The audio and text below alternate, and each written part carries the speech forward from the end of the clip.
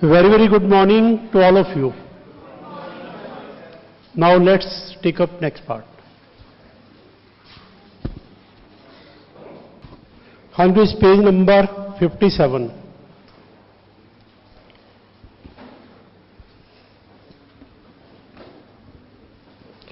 Page number 57 last class के and में किया था question number 10।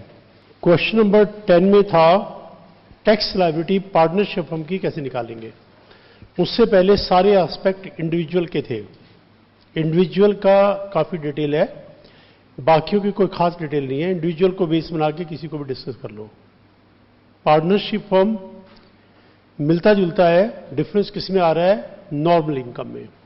Normal income individual की स्लैब रेट है, इनकी 30% फ्लैट रेट है, एक ही रेट है 30% फ्लैट। दूसरा सरचार्ज में डिफरेंस था। इंडिविजुअल के तो बहुत सारे रेट है, इनका एक ही है 12% अगर टोटल इनकम 1 करोड़ से ज्यादा है। मार्जिनल रिलीफ का सेम सिस्टम है, एचईसी का सेम सिस्टम है। रिबेट इंडिविजुअल के अलावा किसी को मिलते ही नहीं है 87 ने। ठीक है, अब इसके आगे स्टार्ट करते हैं कंपनी। थोड़ा सा कंपनी का पार्ट रीड करते हैं, फिर डाउट्स पूछ लेना आप जिसको भी डाउट पूछना हो। Let's see next question, question number 11 page 57 पर। Question number 11, right a note on income of domestic company. Domestic company long term 20%, short term में 15, लॉन्ग टर्म में 10, कैजुअल इनकम 30। यहां तक सेम इंडिविजुअल की तरह, पार्टनरशिप इनकम की तरह। फिर नॉर्मल इनकम इंडिविजुअल का स्लैब रेट था, इनका भी 30 है, पार्टनरशिप फर्म का भी 30 है। तो इस सेंस में पार्टनरशिप फर्म और कंपनी तो सेम हो गए, लेकिन सरचार्ज में डिफरेंस है। सरचार्ज 7% लगेगा अगर इनकम 1 करोड़ से ज्यादा और 10 करोड़ तक है। 10 करोड़ के ऊपर लगेगा 12%, यानी कंपनी का सरचार्ज और कम है, जबकि होना चाहिए कंपनी का सबसे ज्यादा। Marginal relief shall be allowed if income is exceeded 100 lakh 1000 lakh. Health and education cess is applicable 4%। Deduction ATC to ATU shall be allowed in the normal manner. If total turnover gross receipt in previous year 19 को कर दो 1920। 1819 लिखा है ना last line में, इसको cut करके कर दो 2019 and 2000 does not exceed 400 crore, tax rate shall be 25% instead of 30%. As per section 115 BAA, in case of domestic companies, tax shall be payable 22% provided company shall not avail any exemption or reduction. Rate of surcharge shall be 10% respect of income, HEC 4%. As per section 115 BAB, in case of domestic companies which has been set up and registered on or after 1/10/19 and is a manufacturing concern, tax shall be payable at a rate of 15%, provided company shall not avail any exemption reduction. Rate of surcharge shall be 10% respect of income, HEC 4%. बस इतना एक बार read कर लो, फिर discuss करते हैं।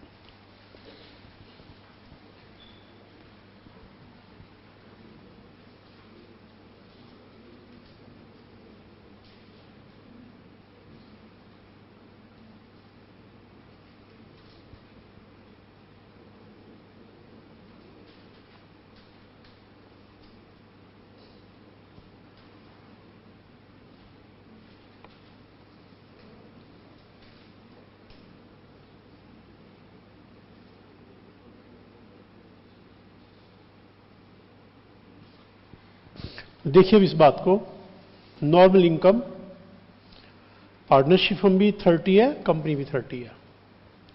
4 special income सबका same है, difference बस नॉर्मल इनकम का आ रहा है कंपनी और फर्म में। सरचार्ज इनका 7% है, 1 करोड़ से ज्यादा 10 करोड़ तक, और 12% है कब? जब ये फिगर क्रॉस कर जाए 10 करोड़ को।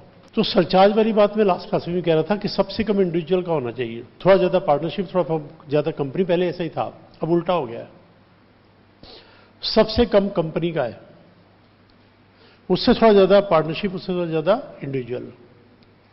उसका रीजन वैसे तो मैंने बता दिया आपको, एक्ट में किसी चीज का कोई रीजन नहीं लिखा जाता, तो मैं रीजन आपको थोड़ा बता रहा हूं। देखिए एक इंडिविजुअल है, वो जब अकाउंटिंग करता है वो अपनी मन से अकाउंटिंग करता है और अकाउंटिंग में काफी गड़बड़ कर जाता है, काफी बातें वो छुपा लेता है, जिसको पकड़ना बड़ा मुश्किल है। कंपनी जब अकाउंटिंग करती है उसके ऊपर कंपनीज एक्ट भी लगता है, इनकम टैक्स एक्ट तो लगता है। वो इतनी ज्यादा रेस्ट्रिक्शन है, इतनी ज्यादा अकाउंटिंग है कि उनके लिए छुपाना बहुत मुश्किल है।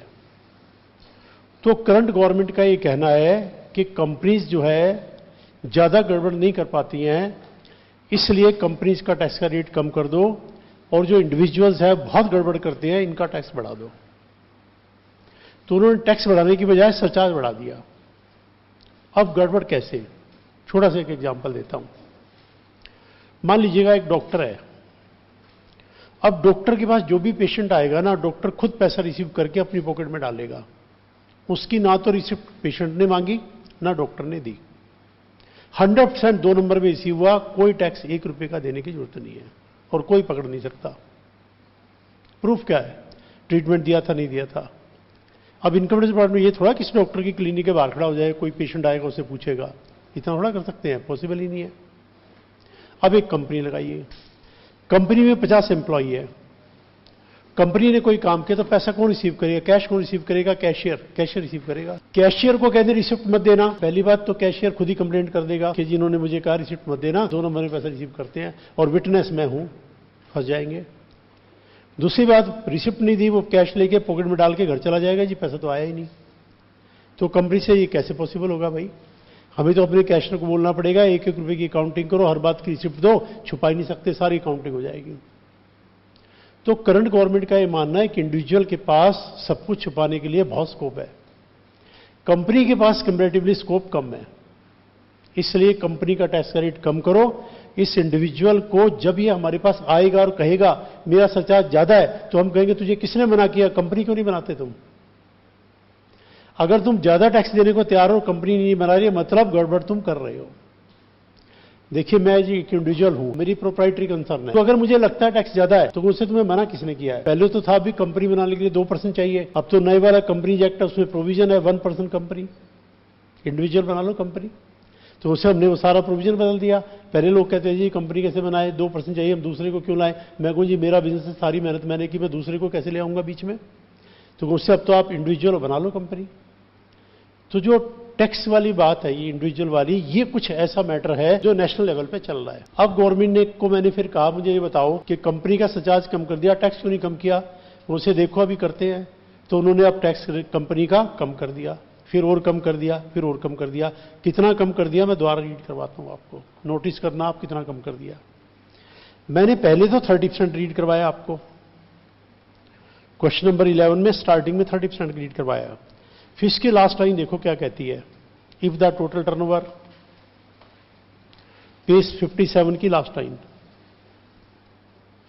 क्या लिखा था, टोटल ग्रोस प्रीवियस ईयर 1920, मैंने करेक्ट करा दिया 1920, डज नॉट एक्सीड 400 करोड़। अगर आप ऐसी कंपनी है जिसकी टर्नओवर 1920 में 400 करोड़ से ज्यादा नहीं थी, तो फिर हम आपका टैक्स रेट 30 का ये लो 25 कर दिया, इंडिविजुअल से भी कम कर दिया। इंडिविजुअल का 10 लाख के ऊपर सारे में 30 लगता, आपको हमने 25 कर दिया। बनाओ कंपनी, इतना इंसेंटिव हम आपको दे रहे हैं 25% इंस्टेड ऑफ 30%। फिर कंपनी का एक सेक्शन और ले आए, as per section 115 BAA domestic company 25 छोड़ो 22 दो, आप और कम करते हैं। Provided you will not avail any exemption reduction, surcharge का रेट और कम करते हैं 10%। फिर एक नया सेक्शन ले आए 115 BAB, उन्होंने कहा लो और कम करते हैं 15% लगेगा, एग्जम्पशन रिडक्शन ना लो। तो मतलब गवर्नमेंट ने कम किया, वो कैसे कम किया, इनके क्या मीनिंग है वो मैं भी एक्सप्लेन करता हूं। एक बार आप रीडिंग ले लो पहले इसका, फिर डिस्कस करते हैं।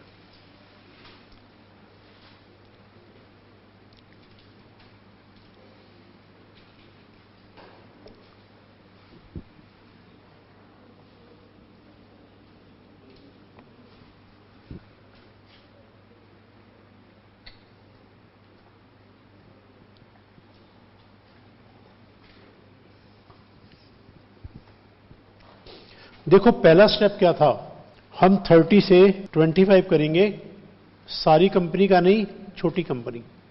छोटी कंपनी कौन, जिसकी टर्नओवर 400 करोड़ तक है, इनकम नहीं है टर्नओवर, टर्नओवर 400 करोड़ तक है। कौन से ईयर की, प्रीवियस ईयर 1920, ठीक है 1819 मैंने करेक्ट कर दिया 1920। अब मैंने कहा मुझे एक बात समझ में नहीं आई, ये 1920 कहां से बीच में आया? मैं तो 21-22 की बात कर रहा हूं।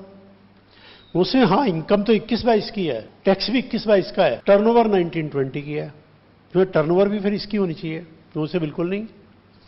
अगर हमने 1421 को डिक्लेयर कर दिया इसकी टर्नओवर कम होने पर, तो सारी की सारी कंपनी पूरी एफर्ट्स करेंगी, मैनिपुलेशंस करेंगी कि किसी भी हालत में 400 से ऊपर की टर्नओवर नहीं दिखानी, या नई कंपनी बना लेंगे। लो जी नई कंपनी बना ली, आपने कहा था एक कंपनी की, दो कंपनी को एक तो हम बोलते नहीं, every company as a separate legal entity, मतलब इतनी टाइप की हेराफेरी होगी हम दुखी हो जाएंगे।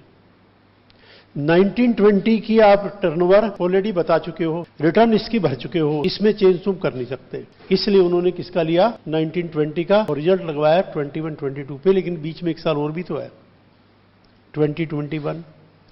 तो हमने कहा जी टर्नओवर इसके ले लेते हैं, से बिल्कुल नहीं। इसकी रिटर्न फाइलिंग की डेट क्या होगी 31 अक्टूबर 21, तो साल खत्म हुआ 31/3/21, लेकिन रिटर्न फाइलिंग का टाइम है, यानी मैनिपुलेशन तो टर्नओवर में आप अभी भी कर सकते हो।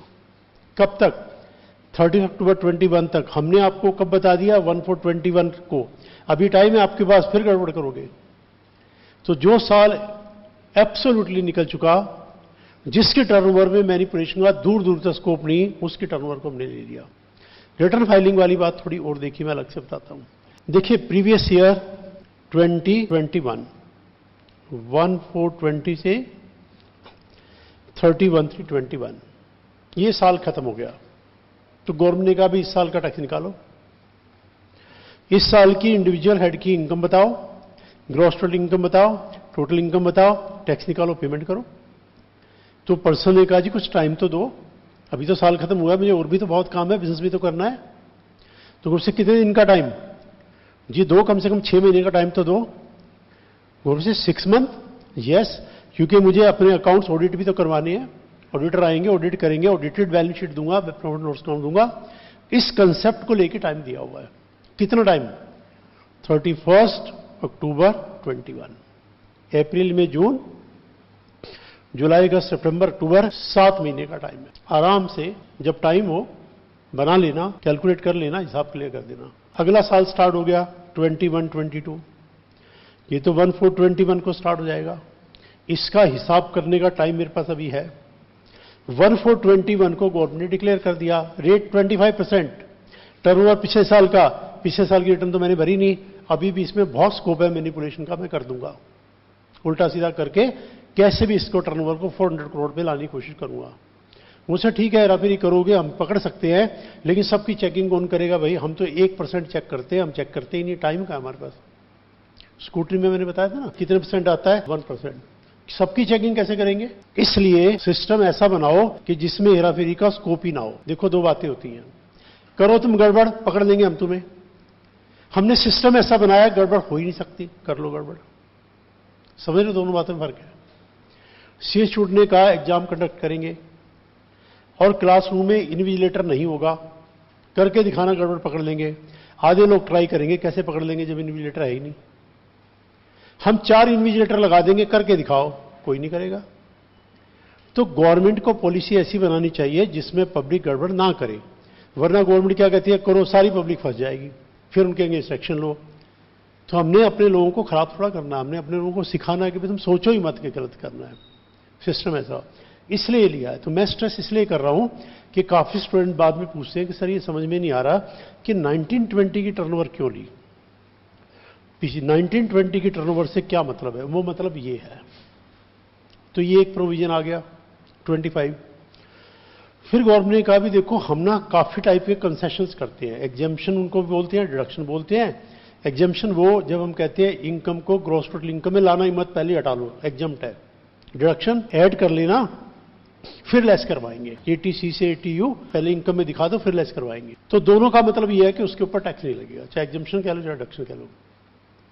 तो गवर्नमेंट सेज में जितने भी एग्जम्पशन डिडक्शन हम देते हैं सारे छोड़ दो, कुछ मत लो, बदले में टैक्स कम दे दो। कितना? देखिए क्या लिखा अगले पेज पे, as per section 115 BAA in case of domestic company tax will be 22, गो से और कम कर दिया 22% दे दो, बदले में फोरगो करना पड़ेगा क्या, एग्जामिशन एंड डिडक्शन, ये फोरगो कर दो, सरचार्ज 10%। फिर गवर्नमेंट ने कहा 22 छोड़ो, आप 15 दो, लेकिन आपको मैन्युफैक्चरिंग करनी पड़ेगी, कंट्री में प्रोडक्शन बढ़ानी पड़ेगी, मेक इन इंडिया प्रोजेक्ट में आना पड़ेगा। अगर आप मेक इन इंडिया में तैयार हो और एग्जामिशन छोड़ दोगे तो हम आपसे जस्ट 15% ले लेंगे। अब एक बार रीड करके देख लो।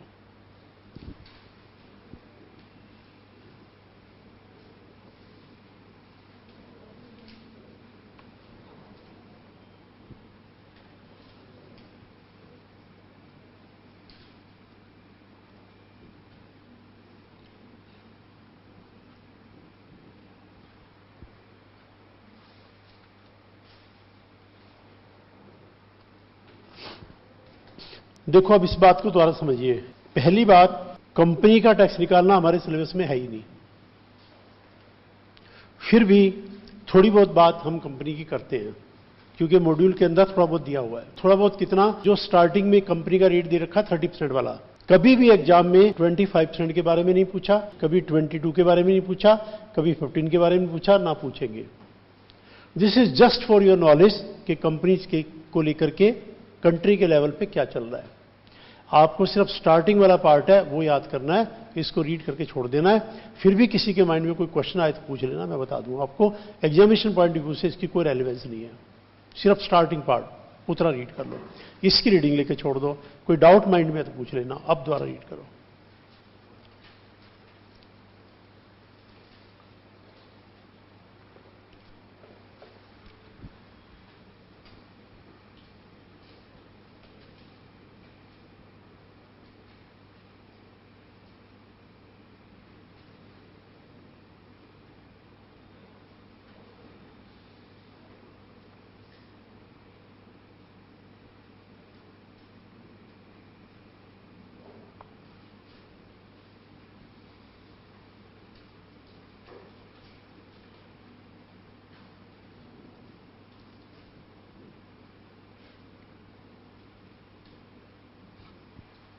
हाँ प्लीज, अब एक बार डाउट पूछ लीजिएगा।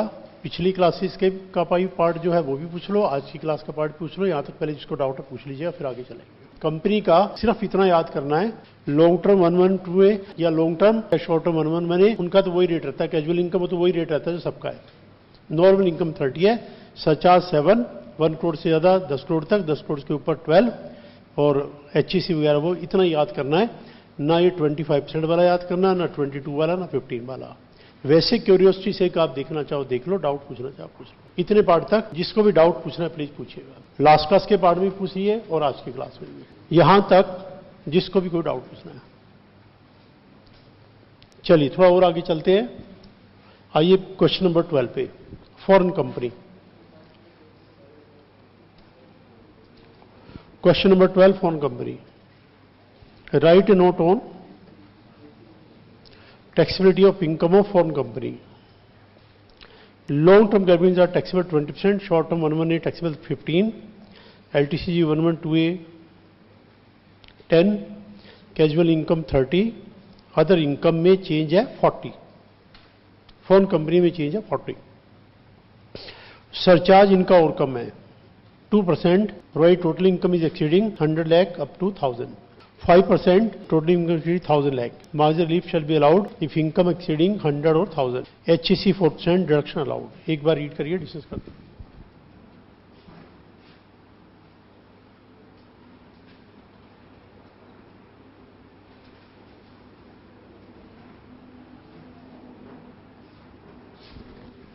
देखिए अब फॉरेन कंपनी में बेसिक चेंज क्या है, नॉर्मल इनकम 30 नहीं 40। क्यों? क्योंकि आप इंडिया के बाहर से आए हो और हमारी कंट्री में बिजनेस कर रहे हो, हमारी कंट्री से अर्निंग कर रहे हो, आपको टैक्स थोड़ा ज्यादा देना पड़ेगा। हम अपने लोगों से जो टैक्स लेते हैं आपसे थोड़ा ज्यादा ही लेंगे, इसलिए 40। लेकिन सरचार्ज कम कर दिया 2% 5%, तो ये तो इनसे तो सरचार्ज और ज्यादा लेना चाहिए था। कम इसलिए कर दिया कि सरचार्ज का पैसा कहां यूज होता है, नेचुरल कैलेमिटीज या एक्सेप्शनल एक्सपेंडिचर, किसी कंट्री से वॉर हो जाए या अर्थक्वेक फ्लड वगैरह आ जाए या इंफ्रास्ट्रक्चर की डेवलपमेंट में, तो फोन कंपनीज ने कहा कि भी आपके कंट्री में अगर नेचुरल कैलेमिटी है तो आपके कंट्री के लोग कंट्रीब्यूट करेंगे ना, हम क्यों करें?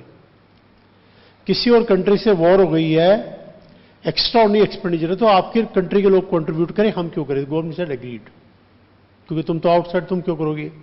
लेकिन आप बिजनेस करते हो, कुछ ना कुछ तो कंट्रीब्यूट करो, थोड़ा बहुत तो करो, इसलिए इनका रेट कम कर दिया, कंट्रीब्यूशन को देना पड़ेगा। और टैक्स में गवर्नमेंट का हमारा राइट है, बाहर से आगे बिजनेस करोगे टैक्स हम ज्यादा लेंगे, तो टैक्स तो बढ़ा दिया 40 और सरचार्ज थोड़ा कम कर दिया 2.5, बाकी प्रोविजन सेम है।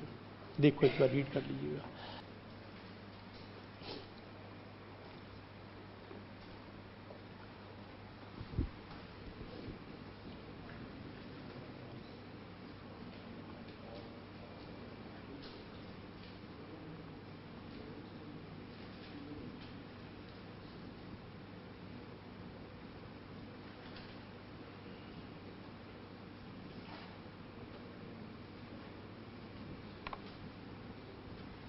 हाई प्लीज, यहां तक एक बार डाउट देखिए, फिर एक क्वेश्चन करेंगे यहां तक, पहले डाउट देख लीजिए किसी को डाउट है। फॉरेन कंपनी इंडिया से बाहर आकर बिजनेस करती है तो रेट 40, थोड़ा और डिस्कस कर लेते हैं। देखिए फॉरेन कंपनीज को क्या इंडिया में बिजनेस करने की परमिशन होनी चाहिए कि नहीं, थोड़ा और हटके डिस्कशन कर लेते हैं। क्या लगता है आपको, यस और नो? अगर हम यस करेंगे तो these people are more intelligent, more clever, more knowledgeable, India के लोगों का बिजनेस से पक्का बंद करवा देंगे। ये बात पक्की है, इनसे कंपीट करना आसान नहीं है। They are clever, we are innocent, they are very dishonest, we are very honest, they are very intelligent in the sense clever. ये प्रॉब्लम है, इसलिए ये हमेशा से डिस्कशन रहा है, इनको अलाउ करें कि ना करें। What happened somewhere in 1970, Indira Gandhi ने इन सारी फॉरेन कंपनीज को बैन कर दिया, ईस्ट इंडिया कंपनी की याद करके। पहले बिजनेस करेंगे फिर हम पे कब्जा करेंगे, पहले बिजनेस करेंगे फिर अपना कल्चर फैलाएंगे और धीरे धीरे कब्जा करेंगे। डॉक्टर मनमोहन सिंह ने 1991 में आने के बाद सबको अलाउ कर दिया कि देखो क्लेवर पर्सन से डील करने का नुकसान भी है, फायदा भी है। नुकसान यह है कि वो क्लेवर है, फायदा यह है कि हम भी क्लेवर हो जाएंगे साथ रह के। अगर हम इंटेलिजेंट के साथ रहेंगे फायदा भी है, नुकसान भी है। इंटेलिजेंट बात बात में हमें सुनाएगा लेकिन हम भी सीख जाएंगे, तो दोनों अप्रोच अपनी अपनी है। तो जब पेप्सी को एंट्री दी 1991 में, कोका कोला को एंट्री दी, उससे पहले इंडिया की सारी मार्केट थी कैंपा कोला के पास। 90% शेयर था कैंपा कोला के पास, प्योर ड्रिंक्स लिमिटेड के नाम से कंपनी थी। इन दोनों ने ऐसा हालत की उस कंपनी की, 2 साल में कंपनी बंद हो गई, टोटली बंद कर दिया। एड इन्होंने इतना किया, पूरे इंडिया को पेंट करवा दिया पेप्सी और कोक ने, कोई दीवार इंडिया की नहीं छोड़ी। कहीं से निकल जाओ, बड़ी दीवार बड़ी पेप्सी, छोटी दीवार छोटी पेप्सी, सब जनाब वो कर दिया। प्लस इनकी मार्केटिंग टेक्निक वगैरह वगैरह वगैरह वगैरह। तो दोनों अप्रोच है। डॉक्टर मनमोहन सिंह ने कहा भी ठीक है, वो क्लेवर है तो तुम भी क्लेवर हो जाओ, वो इंटेलिजेंट है तो तुम भी हो जाओ, करो कंपीट या कोलैबोरेशन कर लो, मिल जाओ। इंडिया के लोगों का टेस्ट आपको पता है, उनको थोड़ा पता है, वो प्रोडक्ट लेके आए या टेस्ट आपको पता है, मिल जाओ, कोलैबोरेशन कर लो। आज की डेट में बहुत सारे कोलैबोरेशन है, आपको भी शायद पता होगा।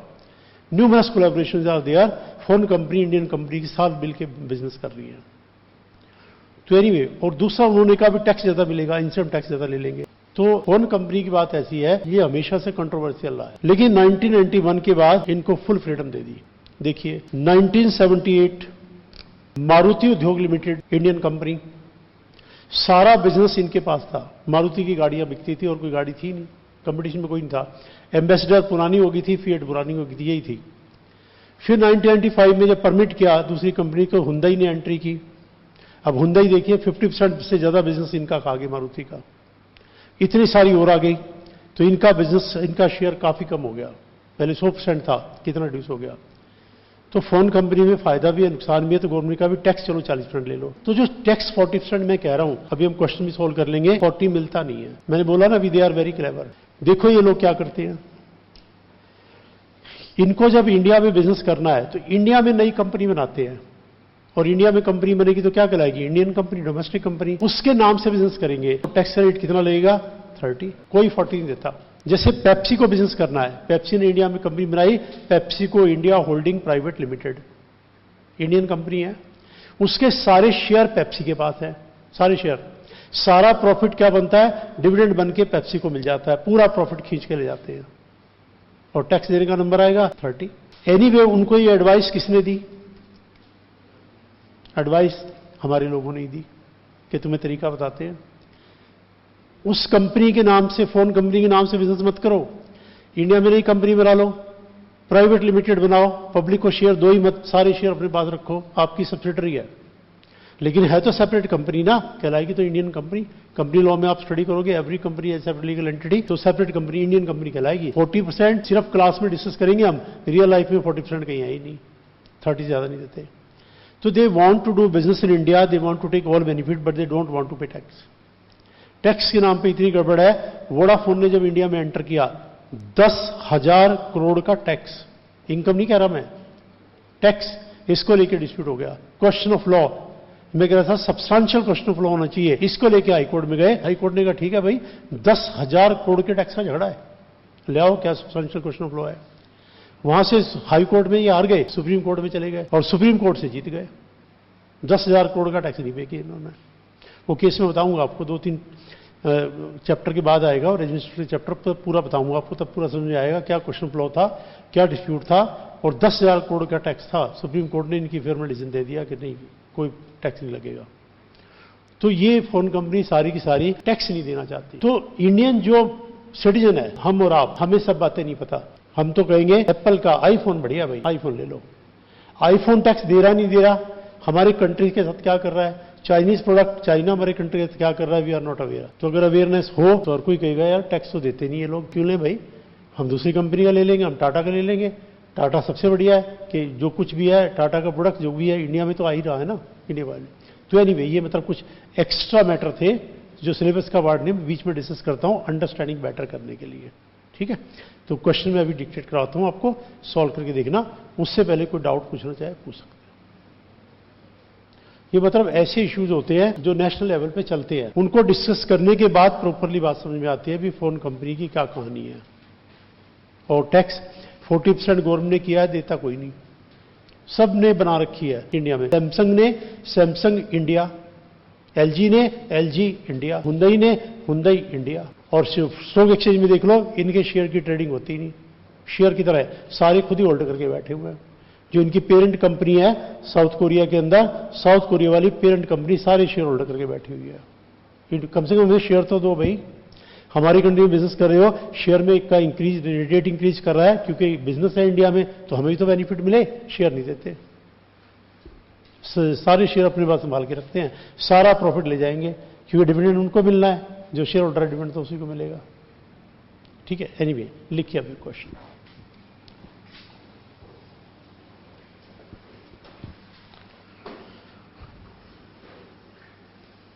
Mr. X says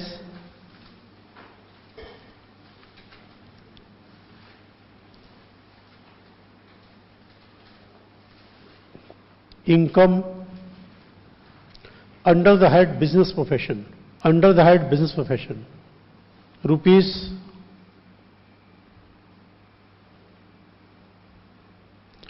205 lakhs.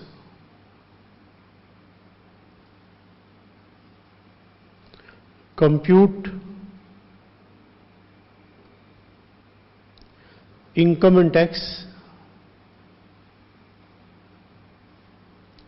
assessment year 2023, B part. Presume it is partnership firm.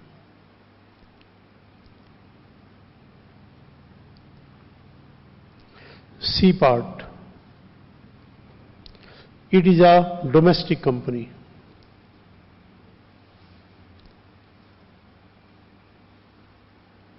D part. It is a foreign company.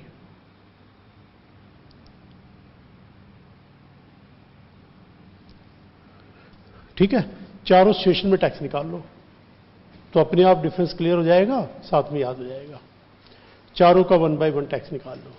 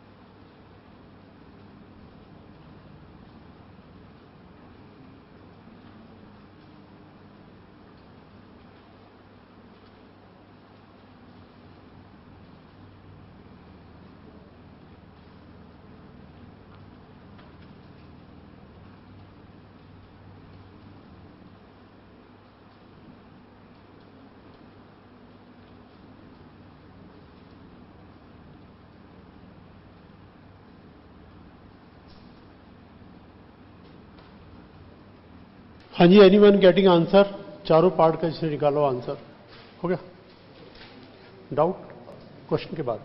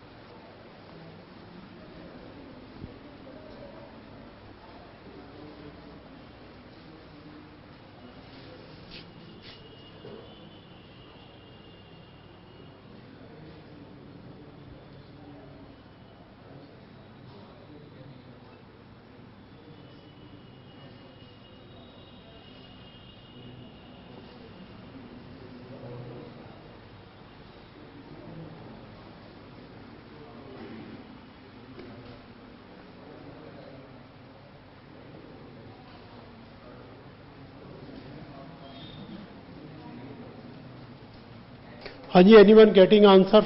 चारों पार्ट का आ जाओ। जिसका चारों पार्ट का आंसर आ गया आ जाइएगा।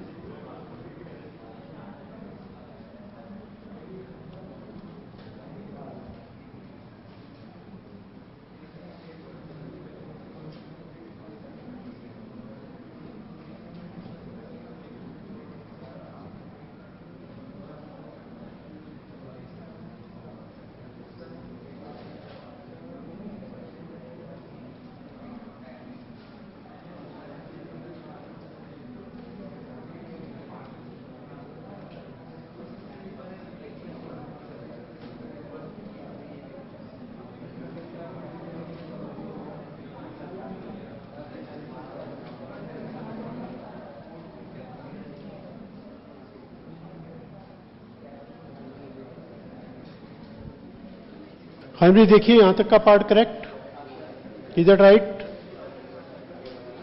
किसी को डाउट तो नहीं यहां तक?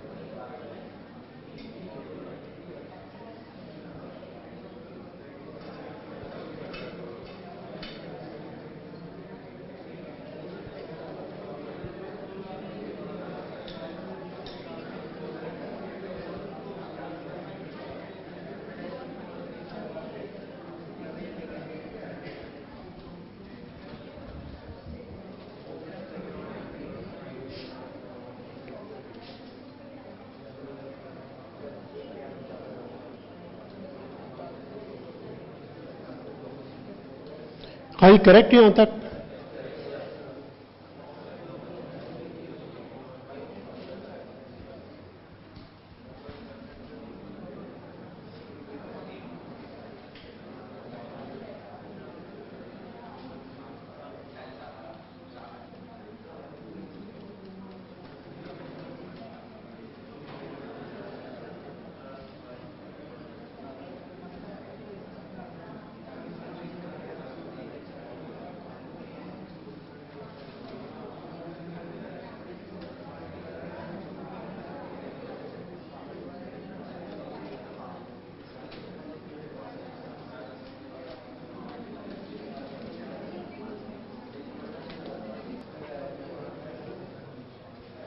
हाँ प्लीज, फर्स्ट केस में किसी को डाउट? फर्स्ट केस में किसी को doubt? Let's see now second case, लीजिए।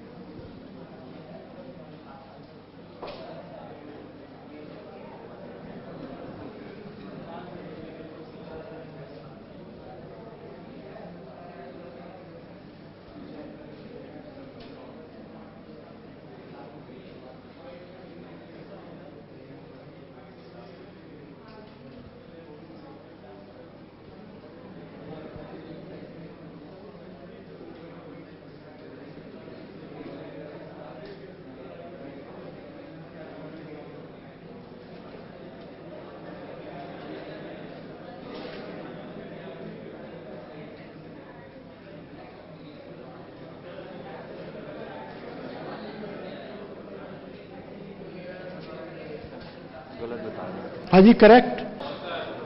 नो? करेक्ट और नॉट? चलो कोई और आए जिसके पास आंसर आ जाइए।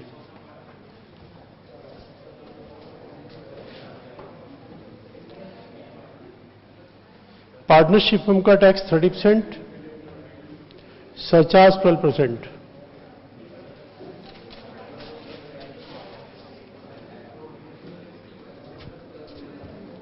सारा गलत है, कोई पार्ट एक गलत है? टैक्स की फिगर गलत है। This figure is correct. This ये गलत है।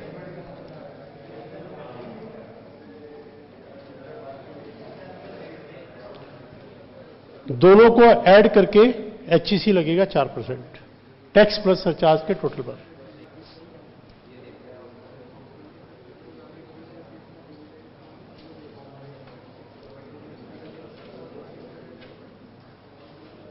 हाँ जी, अब करेक्ट है। Is that right now?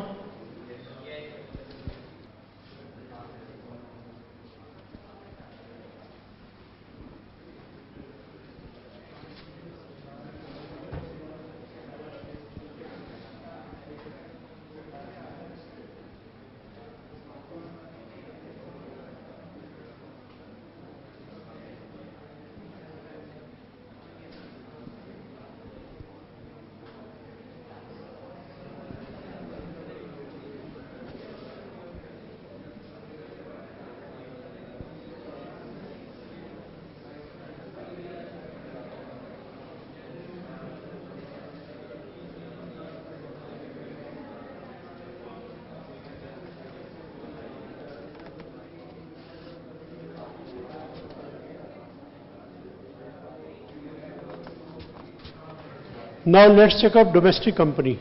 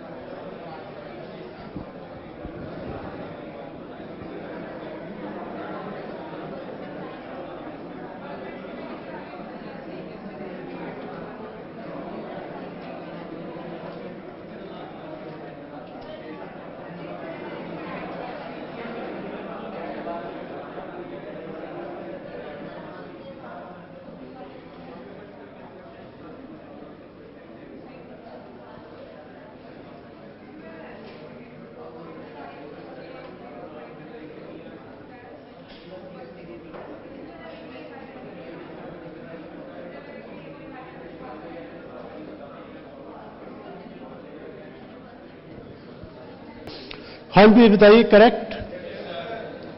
Individual का टैक्स कैसे निकालते हैं, is clear to you. Partnership firm या LLP clear to you. Domestic company clear to you. Foreign company clear to you. Exam में हमेशा इंडिविजुअल का ही आता है, लेकिन आने को किसी का भी आ सकता है। डाउट्स यहां तक पूछिए।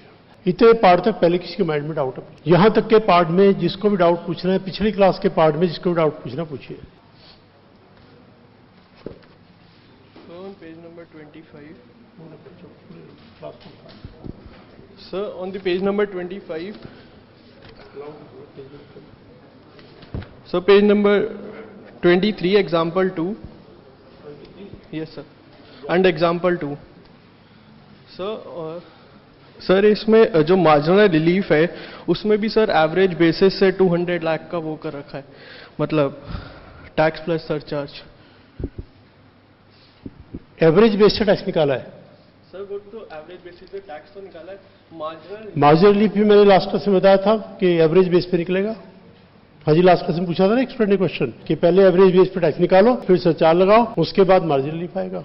लास्ट क्लास में बात हुई तो थी, क्योंकि हुई थी ना लास्ट क्लास में बात कि अगर मार्जिनल रिलीफ का केस है तो भी एवरेज बेस पे टैक्स निकाल लेंगे। वो एग्जाम्पल मैंने बना के दिखाया तो था क्लास में, तो एवरेज बेस पे निकलेगा।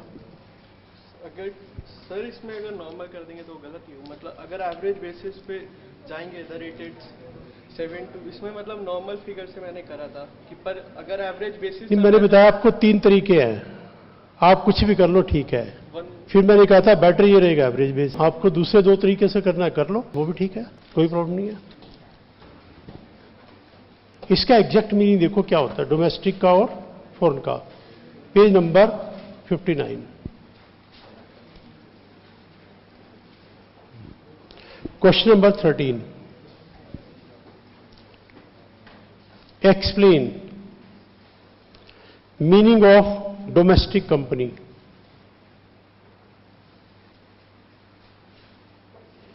एग्जैक्ट मीनिंग क्या डोमेस्टिक का? हर कोई समझता है डोमेस्टिक मीन्स इंडियन कंपनी, लेकिन पूरा मीनिंग ये सेक्शन 2 ब्रैकेट 22A में डिफाइन है। Domestic company means Indian company और any other company which in respect of its income liable tax under this act has made the prescribed arrangements for the declaration payment within India of the dividends, including dividends on preference shares payable out of such income. Prescribed arrangements for declaration payment of dividend within India, Rule 27. Arrangements referred to in section 194, 236 to be made by a company for the declaration and payment of dividend, including dividend preference shares within India, shall be as follows. The share register of the company for all shareholders shall be regularly maintained at its principal place of business within India in respect of any assessment year from a date not later than 1st April of this such year. General meeting for passing the accounts of the previous year relevant to assessment year and for declaring any dividend in respect thereof shall be held only at a place within India. Dividend declared, if any, shall be payable only within India to all the shareholders. If any foreign company has complied with all the above conditions, it will be considered to be domestic, otherwise foreign. तो एक बार पहले read कर लो, इसको discuss करेंगे domestic क्या होता है, foreign क्या होता है।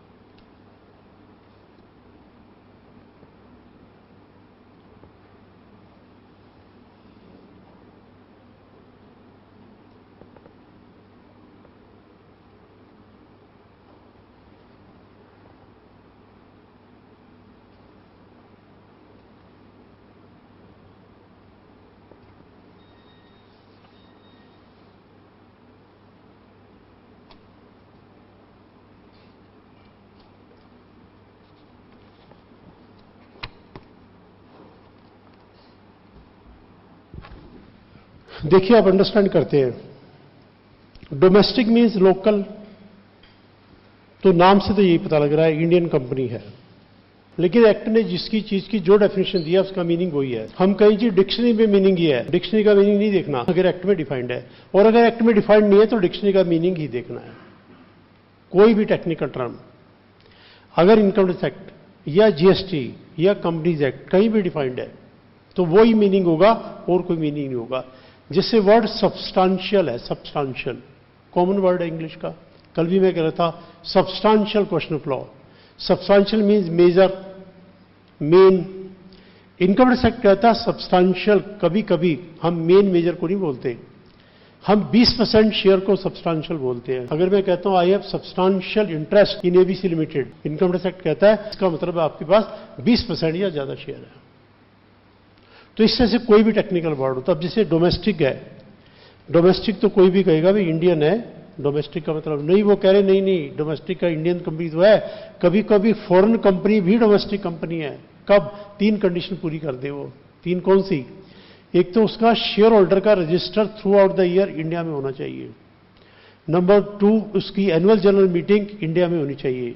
नंबर 3 जो डिविडेंड वारंट मिलेगा, चेक मिलेगा, उसके ऊपर लिखा होना चाहिए पेबल इन इंडिया। अगर कोई फॉरेन कंपनी तीनों की तीनों कंडीशन पूरी कर दे, 3 में से एक नहीं, तीनों की तीनों, तो अब हम इसे फॉरेन कंपनी नहीं कहेंगे, हम क्या कहेंगे? डोमेस्टिक कंपनी है। देखो दोबारा फिर, इंडियन कंपनी तो डोमेस्टिक है ही है, कोई कंडीशन पूरी नहीं करनी। लेकिन फॉरेन कंपनी भी डोमेस्टिक बन सकती है कभी कभी। कब? 3 कंडीशन पूरी करनी पड़ेगी। सबसे पहला, जो शेयर होल्डर का रजिस्टर है, कंपनी का सबसे इंपॉर्टेंट डॉक्यूमेंट जिसमें सारे शेयर होल्डर के पर्टिकुलर है, वो हमेशा रजिस्टर्ड ऑफिस में रखा जाता है, हेड ऑफिस में रखा जाता है।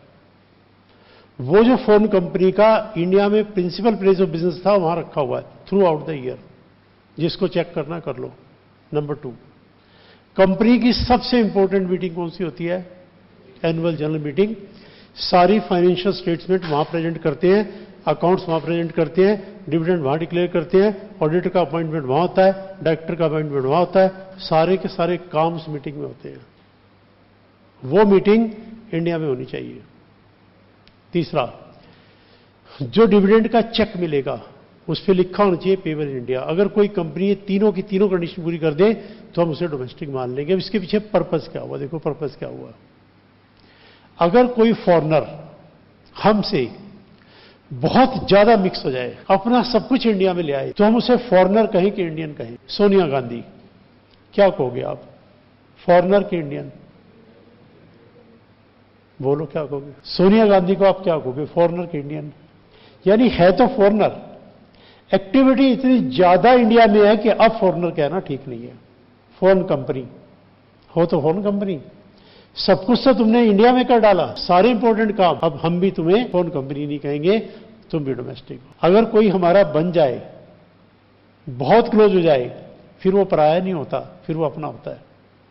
तो ये कंसेप्ट इनकम टैक्स एक्ट में डाल दिया है कि भाई वो कंपनी भी, फॉरेन कंपनी भी डोमेस्टिक कराइए, कंडीशन पूरी कर दो। और वो जब हम डिविडेंड की बात कर रहे थे, डिविडेंड लिखा था, डिविडेंड किससे? डोमेस्टिक कंपनी से, यानी जिसमें इंडियन गवर्नमेंट का इंटरेस्ट है, जिसमें इंडिया का इंटरेस्ट है, उसके ऊपर हमने कंसेशन किया है, जिससे हमारा कोई लेना देना नहीं। इसमें कंसेशन किस बात का?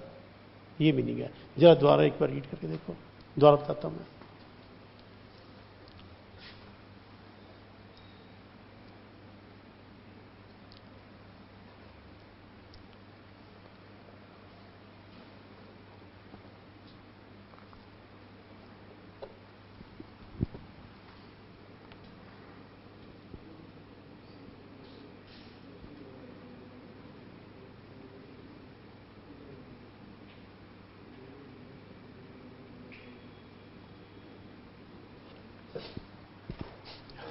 आप मुझे बताइए,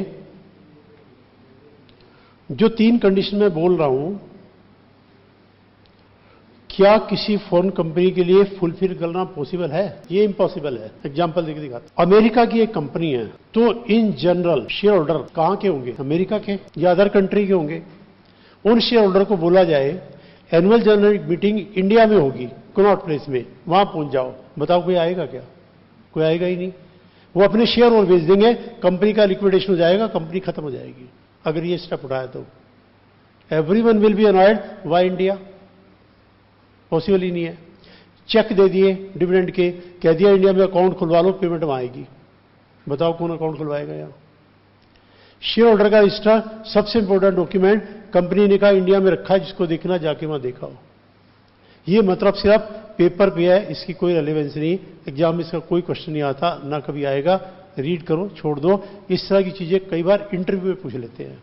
वो बिग फोर वाले कहते हैं कि जी अगर कंपनी का टैक्स रेट पूछा तो सारे कैंडिडेट बता जाएंगे, किसको सेलेक्ट करें हम।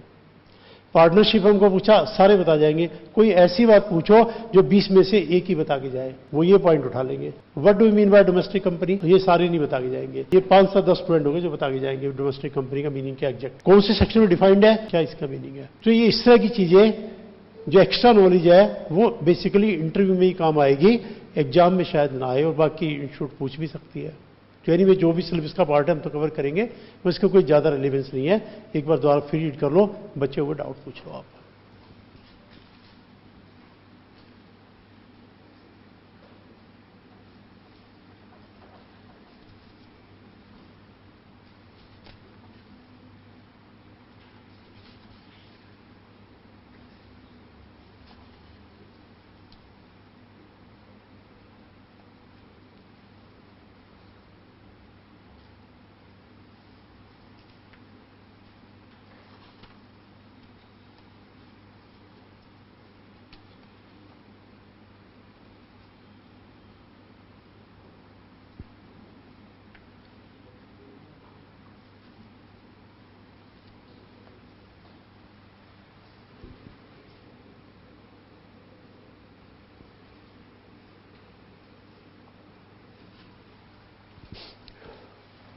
ठीक है, एक बार डाउट देख लीजिए यहां तक।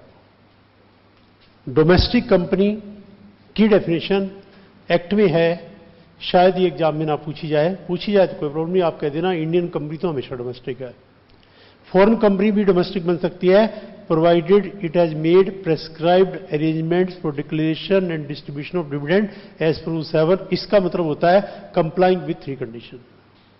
एक सेंटेंस बोल दो या 3 कंडीशन, एक ही बात है। देखो इसमें लिखा ना word, prescribed arrangement for declaration and payment of dividends with in India rule 27। इसका मतलब है 3 कंडीशन पूरी करना। एक तो शेयर होल्डर का रजिस्टर होना चाहिए, एक एनुअल जनरल मीटिंग होनी चाहिए, और एक डिविडेंड का पेमेंट इंडिया में होना चाहिए। 3 में से एक नहीं, तीनों होने चाहिए, तो फिर वो फॉरेन कंपनी को स्टेटस मिल जाएगा डोमेस्टिक कंपनी का। इतना सब कुछ करने की जरूरत क्या है, वो फॉरेन कंपनी इंडिया के अंदर एक नई कंपनी बना लेगी, उसके शेयर होल्डर कर लेगी, तो अपने आप वो डोमेस्टिक कंपनी बन जाएगी। जब डोमेस्टिक कंपनी बनाना इतना आसान है तो इतना डिफिकल्ट सिस्टम क्यों लेके आएंगे।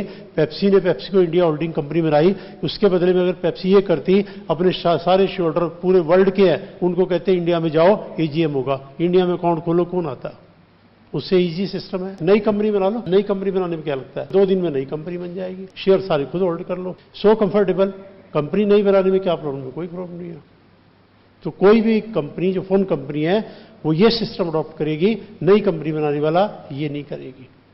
तो बस लिखा हुआ है, ज्यादा इसकी कोई रेलेवेंस नहीं है। ठीक है, डाउट्स आप देख लो अब आप। तो इंडिविजुअल क्लियर, पार्टनरशिप हम clear, domestic company clear, foreign company. अब और कौन पर्सन है जिसका टैक्स निकाले, let's see the next person.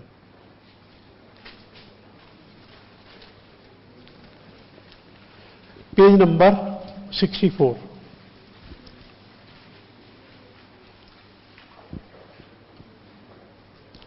Question number 14।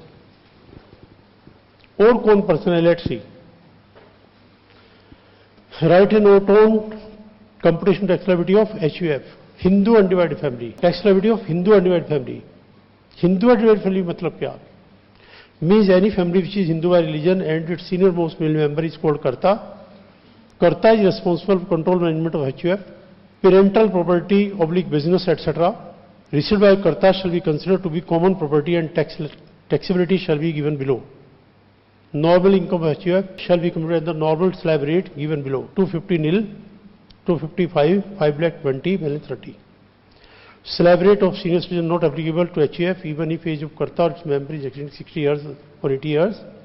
Surcharge same rate जो इंडिविजुअल का था, 50 के ऊपर 10, 100 के ऊपर 15, 200 के ऊपर 25, 500 के ऊपर 37. सचा 2537 एप्लीकेबल नहीं है। 3 इनकम पर 3 इनकम कौन कौन सी थी? Short term 11A, long term 1112A and dividend income. Word dividend बीच में लिखा नहीं हुआ, आप लिख लो डिविडेंड, और करेक्शंस में डाला हुआ है dividend word and dividend income. Dividend we are talking of domestic company. All other provision shall be similar to individual but rebate 87A खाली इंडिविजुअल को मिलती है, किसी को नहीं मिलेगा। Tax rates for LTCG, LTC 112A, 111A casual income are the same for all the persons. If normal income of resident HUF is less than the exemption limit, difference of the amount shall be allowed to be deducted from long-term capital gain, and if long-term capital gain are not sufficient, it will be allowed to be adjusted from short-term capital gain 111A or long-term 112A, but it will not be allowed to be adjusted from casual income.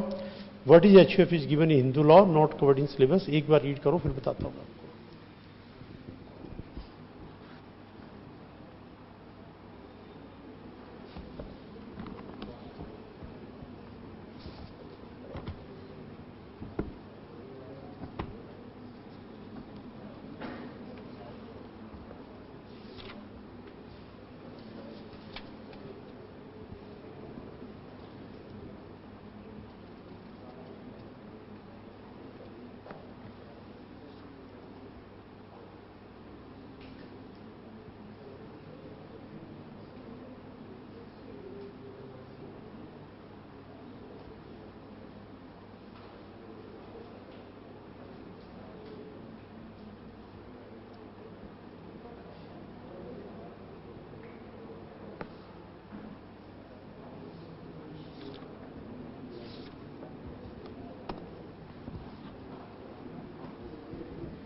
अब देखिए, अब इसका meaning, एक family है, Mr X, his father, mother, brother, sister, Mrs X, son, daughter, एक family है जिसका religion है हिंदू।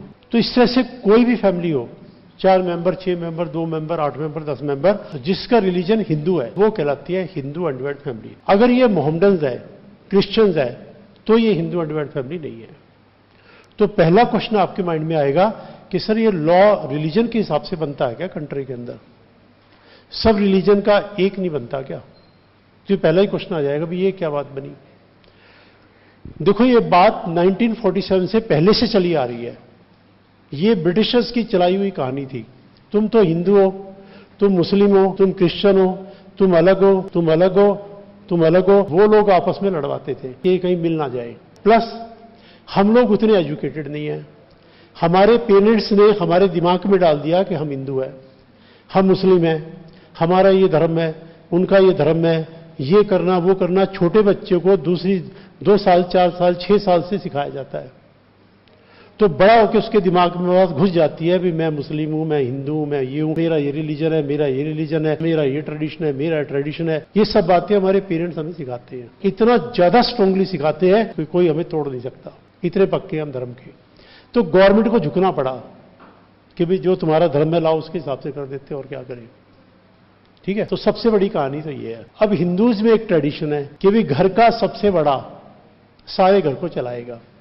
टाइम के हिसाब से ट्रेडिशन थोड़ा बहुत खत्म भी हुआ है, पुराना ट्रेडिशन चला रहा है। घर का बड़ा वो सब संभालेगा। आज भी ट्रेडिशन है कि घर में कोई बड़ा हो तो हम कहते हैं भी जो घर में बड़ा है उससे पूछो, वो सब करेगा। तो हिंदू लॉ बना दिया गवर्नमेंट ने, और सबसे बड़े का नाम क्या कर दिया? कर्ता। And he must be A male member, क्योंकि ये मेल डोमिनेटेड सोसाइटी है।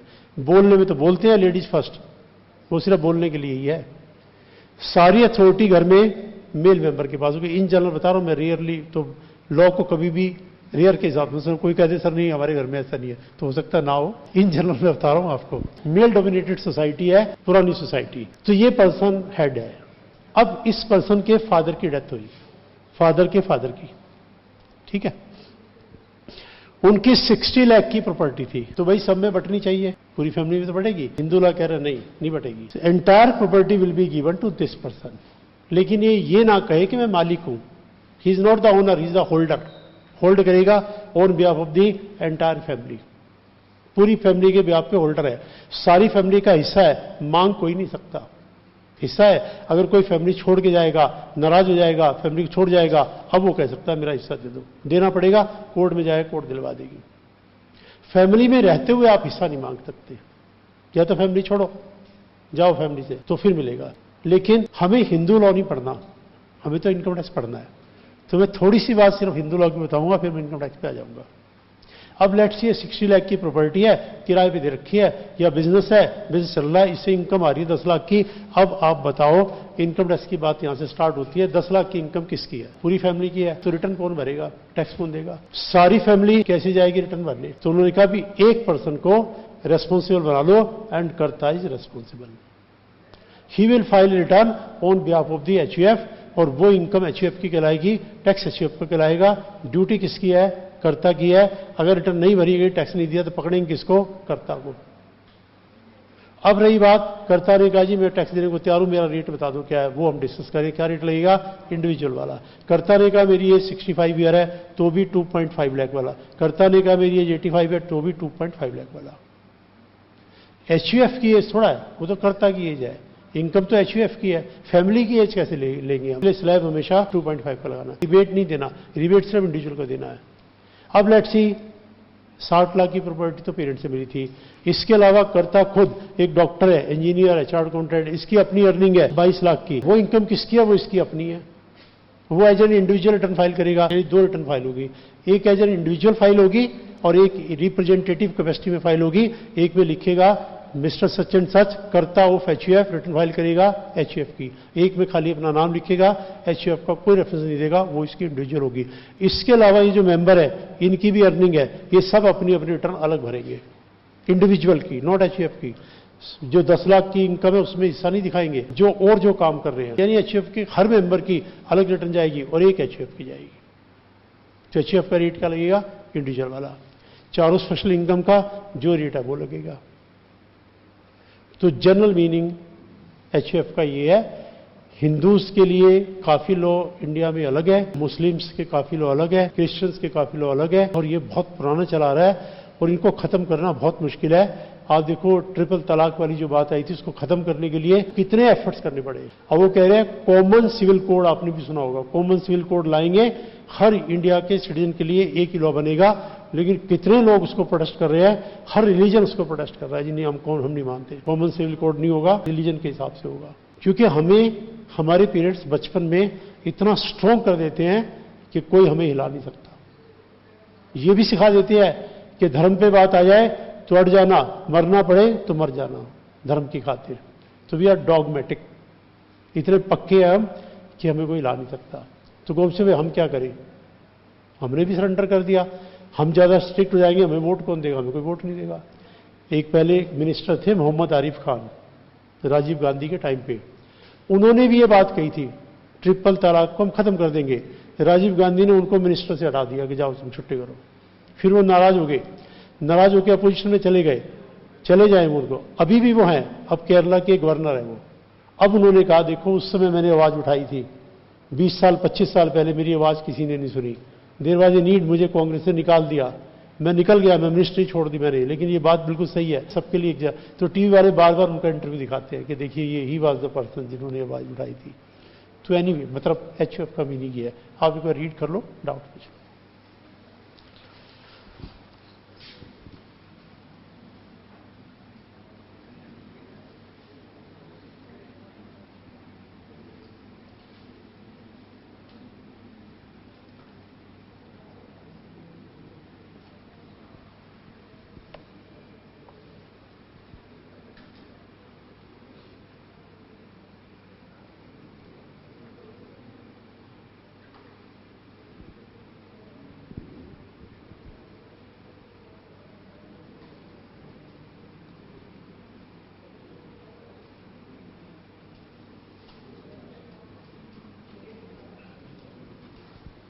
नीचे एग्जाम्पल देखो, हमारा एग्जाम्पल तो बस ऐसा आएगा, हमसे कोई ये नहीं पूछेगा एचयूएफ क्या होती है।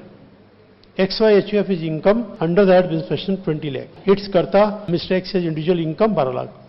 देखो एचयूएफ की इनकम तो 20 लाख है और कर्ता की इंडिविजुअल है 12 लाख, तो 2 रिटर्न भरी जाएंगी, 2 टैक्स अलग लगाएंगे। टैक्स में एचयूएफ 20 लाख पे टैक्स निकाल लो स्लैब रेट पर, एचसीसी लगा दो 4%, ये तो एचयूएफ की आ गई।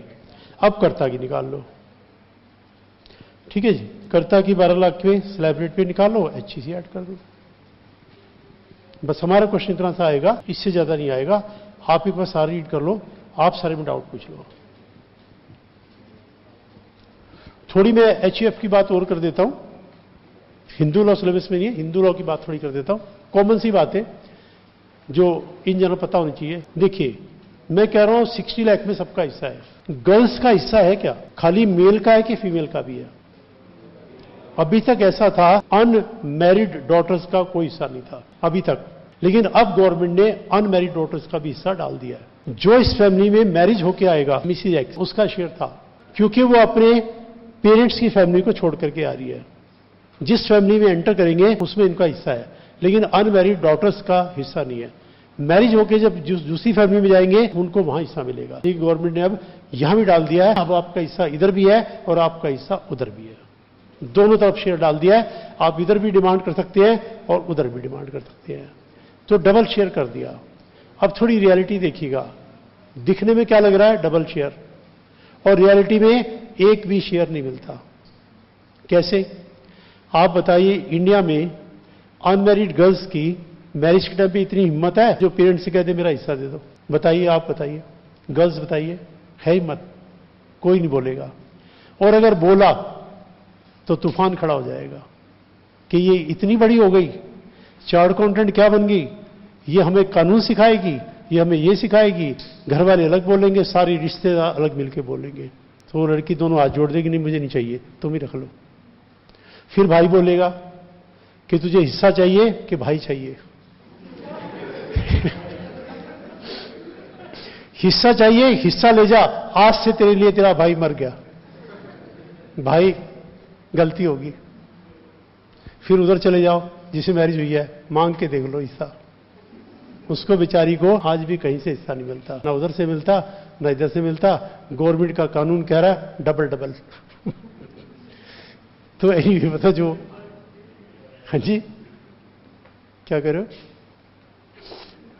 ठीक है, तो और जो डाउट है पूछ लीजिए। वैसे हिंदू लॉ तो सिलेबस में नहीं है, तो वैसे थोड़ी सी बात बता रहा हूं आपको, जिसको एनीवे कोई डाउट है स्पेसिफिकली पूछ लीजिए। हमारे ट्रेडिशंस ऐसे बने हुए हैं कि जो हमारा फंडामेंटल राइट है हर जगह स्नैच होता है, और लॉ कहता है कहीं भी स्नैच नहीं होता, प्रैक्टिकली हर जगह स्नैच होता है, कोई नहीं बोल पाता।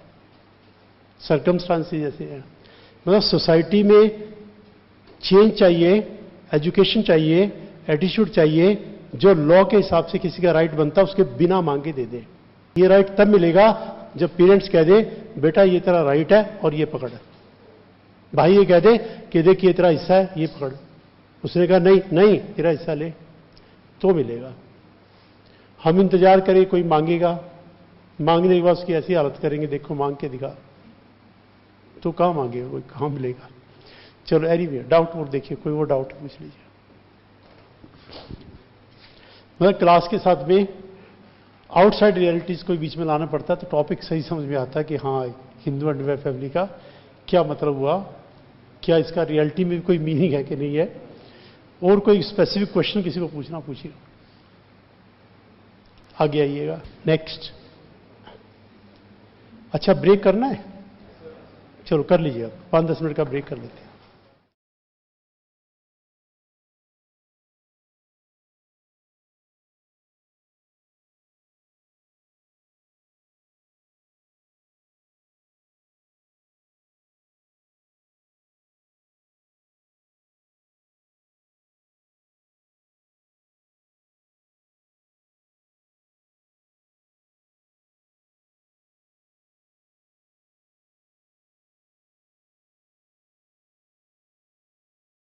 हाँ जी please, page number 64 question number 15।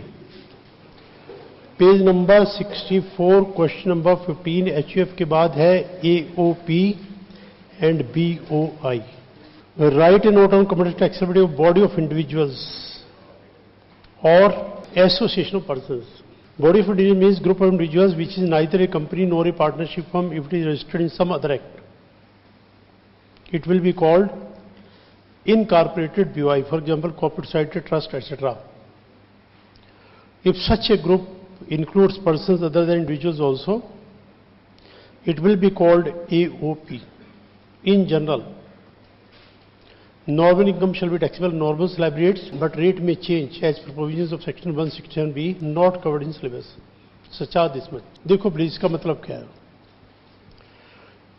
मैंने किसी के साथ मिलकर कंपनी बनाई, इनकम है 50 लाख, क्या रेट लगेगा? जो कंपनी का रेट है वो लग जाएगा। जब भी हम कोई भी टर्म यूज करते हैं क्लास में, मान के चलो हम इंडिया की बात कर रहे हैं, हम दूसरे कंट्री की बात नहीं कर रहे, जब तक कि दूसरा कंट्री स्पेसिफाई ना हो जाए। तो क्या रेट लगेगा इस पे? बिजनेस की इनकम है, मैंने किसी के साथ मिलकर कंपनी बनाई, कंपनी की इनकम है, तो टैक्स का रेट क्या लगेगा? बिजनेस की इनकम है 30%, ठीक है। हम हमेशा बात अपने कंट्री की करते हैं।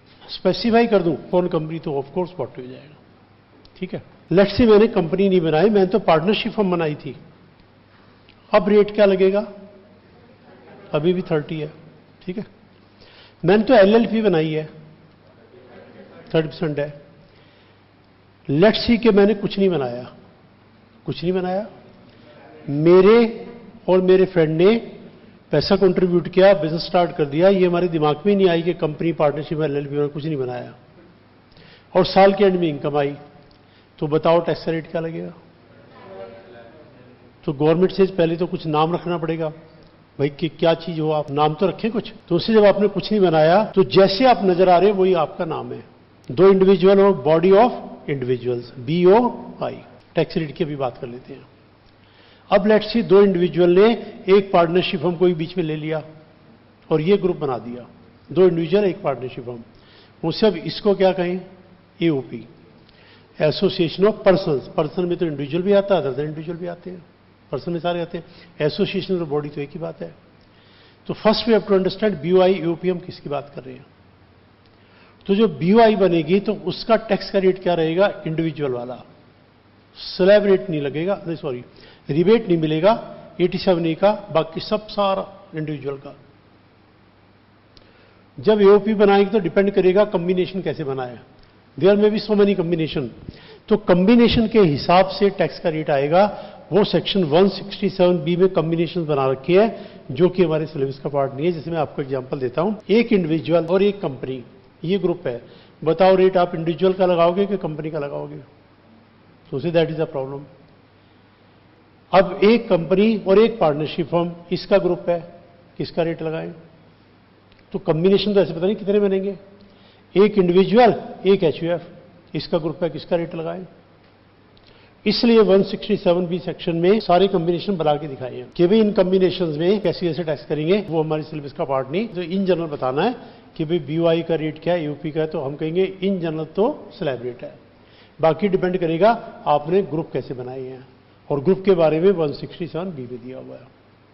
अब लेट्स सी हमने दोनों मिलकर बिजनेस स्टार्ट किया, ना पार्टनरशिप ना कंपनी बनाई, लेकिन इंडियन ट्रस्ट एक्ट है उसमें जाकर रजिस्ट्रेशन करवा लिया, तो अभी भी हम BOI है, लेकिन हम क्या कहलाएंगे? इनकॉर्पोरेटेड BOI, कि भाई पार्टनरशिप एक्ट में तो यह है नहीं, LLP एक्ट में यह है नहीं, कंपनी एक्ट में नहीं, किसी और एक्ट में होंगे। फिर अगर किसी और एक्ट में होंगे कोई फर्क नहीं पड़ता, अभी भी आप BOI हो। इनकॉर्पोरेटेड, इनकॉर्पोरेशन क्या होता है? किसी पर्टिकुलर एक्ट में अपने आप को जनरेट करना, किसी का ओरिजिन किसी भी एक्ट से हो तो हम उसको बोलते हैं इनकॉर्पोरेटेड, इनकॉर्पोरेशन। तो इनकॉर्पोरेट किया है किसी और एक्ट में, तो इनकॉर्पोरेटेड BOI, टैक्स रेट अभी भी स्लैब रेट, फर्दर डिपेंड करेगा कॉम्बिनेशन क्या है, ग्रुप क्या है। तो इतना पार्ट है जो मैंने पढ़ा है, आप एक बार रीड कर लो और बातें डिस्कस करते हैं।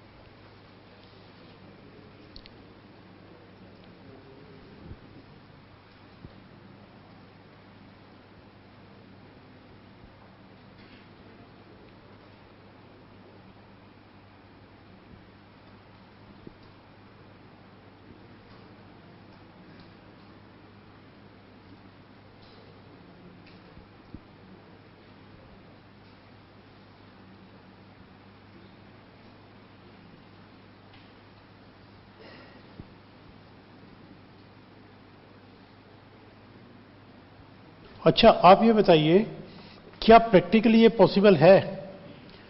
दो पर्सन ने 10-10 लाख रुपए मिलाया, बिजनेस स्टार्ट कर दिया, ना पार्टनरशिप फर्म बनाई, ना LLP बनाई, ना कंपनी बनाई। प्रैक्टिकली रियल लाइफ में ऐसा होता होगा क्या? देखो मैं 10 लाख रुपया लगाऊंगा तो मैं क्या कहूंगा सामने यार, भाई पार्टनरशिप फॉर्म बना लो, पार्टनरशिप डीड लिख लो, कल को ऐसा ना हो कोई डिस्प्यूट हो तो भाई सेटल कैसे करेंगे? कोर्ट में जाएंगे, कोर्ट कहेगा तुम्हारा कोई कॉन्ट्रैक्ट था, कोई एग्रीमेंट था, कुछ राइटिंग में था, नहीं था तो जाओ अपने आप लड़ो। क्योंकि कोर्ट जो है हमारा जो कॉन्ट्रैक्ट है उसके बेस पे चलेगा। जब हम कह रहे हैं कॉन्ट्रैक्ट था ही नहीं तो कोर्ट से बताओ हम फैसला क्या करें? आपने कॉन्ट्रैक्ट क्यों नहीं बनाया? कॉन्ट्रैक्ट लेके आओ, फिर देखते हैं किसने वायलेट किया, डैमेजेस उससे क्लेम करेंगे हम, आपने एक्ट ही नहीं है, कॉन्ट्रैक्ट नहीं। इसलिए मैं क्या कहूंगा, भाई पार्टनरशिप फॉर्म बना लो या एलएलपी बना लो, या कंपनी में अपने अपने शेयर कितने परचेज किए सब कुछ आ जाएगा डिटेल में। अब कुछ भी नहीं है, 10-10 लाख लगाया तो कल तो कुछ भी हो जाए तो क्या करेंगे? तो 99% तो पार्टनरशिप फॉर्म कंपनी वगैरह होगी, बिजनेस फॉर्म है इसी में चलता है। रेयरली ऐसा होता है ये ना हो। देखो कहां होता है रेयरली, दो भाई हैं ब्रदर, अब 10-10 लाख रुपया लगा लिया, उनके माइंड में बात कभी नहीं आएगी कि कल को झगड़ा हो जाए। और अगर किसी ने बोल दिया एक भाई ने कि भाई देख कल को तुम्हारा मेरा झगड़ा हो जाए, तो दूसरा भाई पता क्या करेगा, तेरे माइंड में बात आई कैसे, तूने सोच कैसे लिया, मैंने तेरे साथ बिजनेस करना ही नहीं, तेरा मेरा झगड़ा आज ही हो गया, जा तू अपना जा। तो जब क्लोज रिलेशन होना तो बोला नहीं जाता, दिल में बात हो तो भी नहीं बोला जाता। हस्बैंड वाइफ ने 10-10 लाख रुपया मिलाए, बिजनेस स्टार्ट करना था, हस्बैंड ने या वाइफ ने बोला कल को हमारा झगड़ा हो तो क्या करेंगे, उसी समय हो जाएगा। तो ये क्लोज रिलेशन में बिजनेस की बातें बोली नहीं जाती, इंसान को चुप रहना पड़ता है। एंड गवर्नमेंट से हम नहीं कह रहे बोलो, हम क्यों कहेंगे बोलो, हमें तो टैक्स दे दो बस, टैक्स लेने से मतलब है, हमें तो कोई भी मिल जाए टैक्स दे दो बस। तो उन्होंने अपना BOI AOP का प्रोविजन बना दिया कि हम टैक्स ले लेंगे, आप अपना जैसे काम करना करो, हमें टैक्स दे दो आप। ये मीनिंग है। रियल लाइफ में तो बहुत कम केस बंद मिलते हैं, इसके मिलते हैं, देखो रीड करके।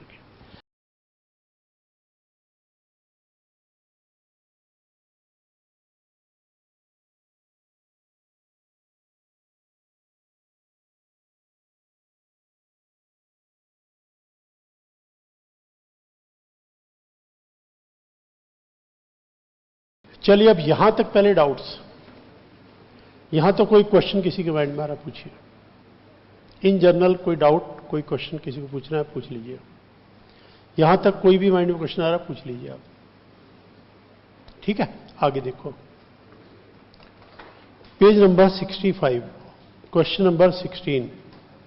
अगला टेक्स्ट है लोकल अथॉरिटी का, right note computer tax of local authority, tax liability of local authority. In order to maintain in town or city, there is always some authority responsible. Such authority is called local authority. For example, MCD in Delhi, such authority is allowed to collect house tax. With regard to every type of house property, also some other taxes are collected by such authority. In general, income of such authority is exempt from income tax under section 1020. But if such authority doing any business, its income is taxable, just like partnership firm. Deduction 80C to 80 shall be allowed in the normal manner.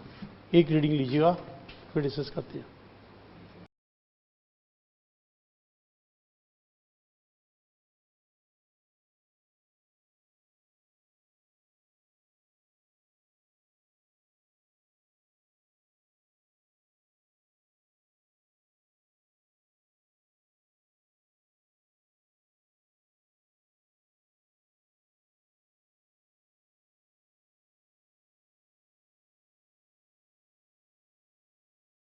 देखिए please, इस country को कौन चला रहा है?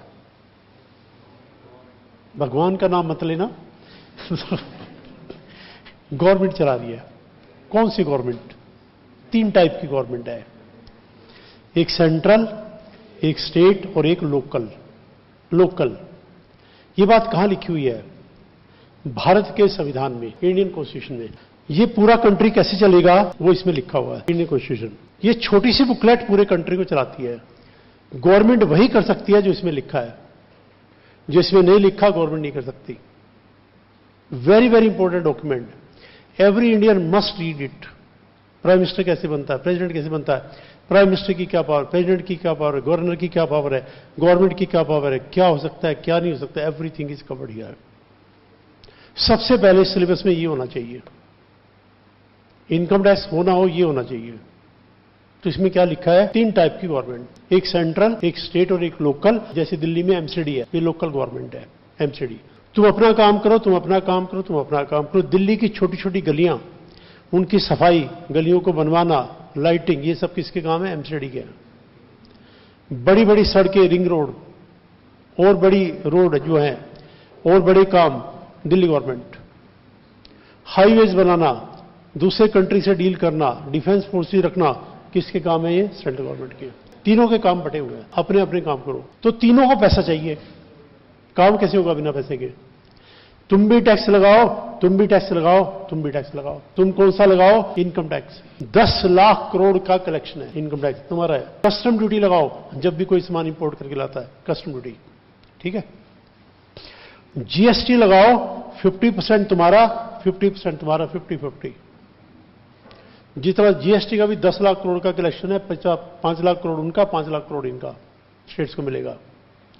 फिर कोई property बेचेगा, जितने की प्रॉपर्टी है उस पर 5-6% का टैक्स देना पड़ता है। उसमें से आधा स्टेट गवर्नमेंट का और आधा लोकल अथॉरिटी का है।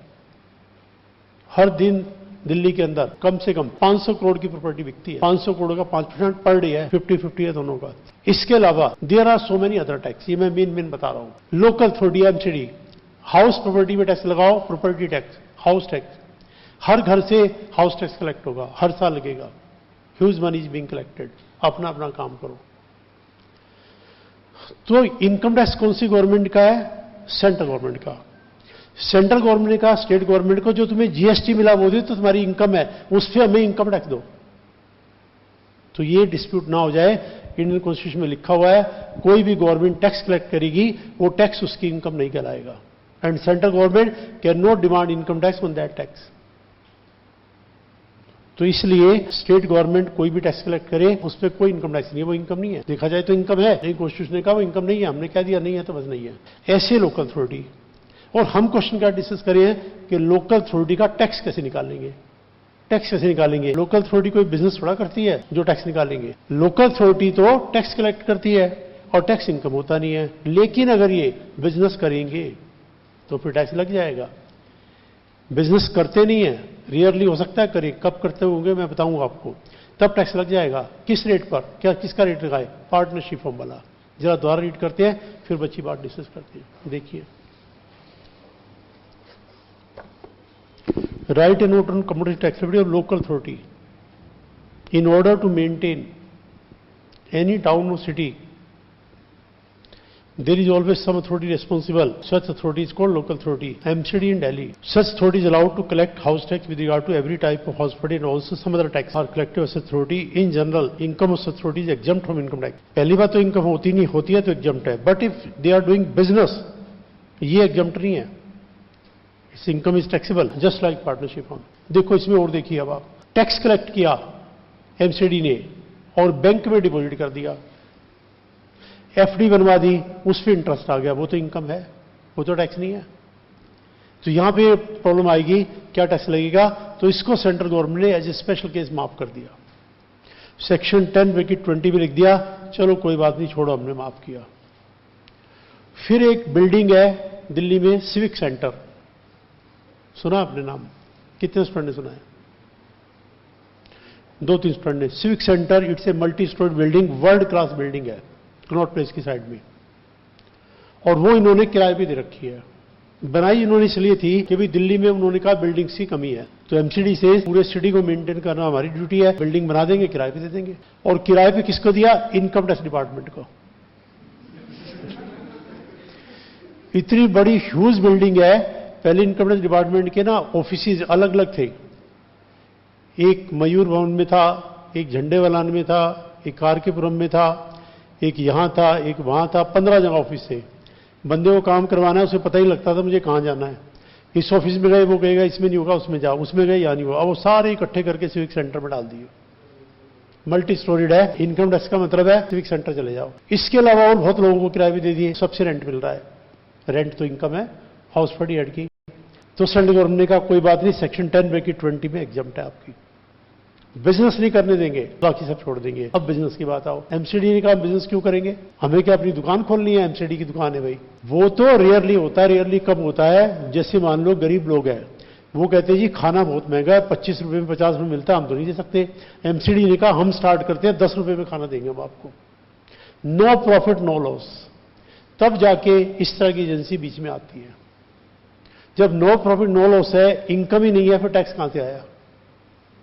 उन्होंने कहा नहीं, 1 रुपया पर पर्सन की इनकम करेंगे हम, 10 रुपए का खाना 11 रुपए में देंगे। अब वो जो 1 रुपए की इनकम है उसकी बात कर रहे हैं, मतलब ये बहुत रेयर होगा। तो उस पर टैक्स का रेट क्या लगाना है?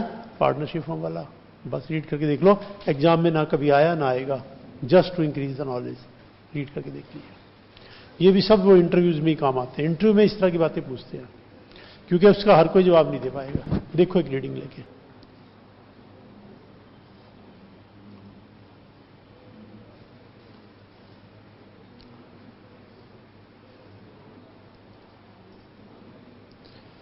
हाँ जी, यहां तक किसी को डाउट? 3 टाइप की गवर्नमेंट है, अपना अपना काम करते हैं, और तीनों गवर्नमेंट टैक्स लेती है। लेती किससे है? कॉमन मैन से।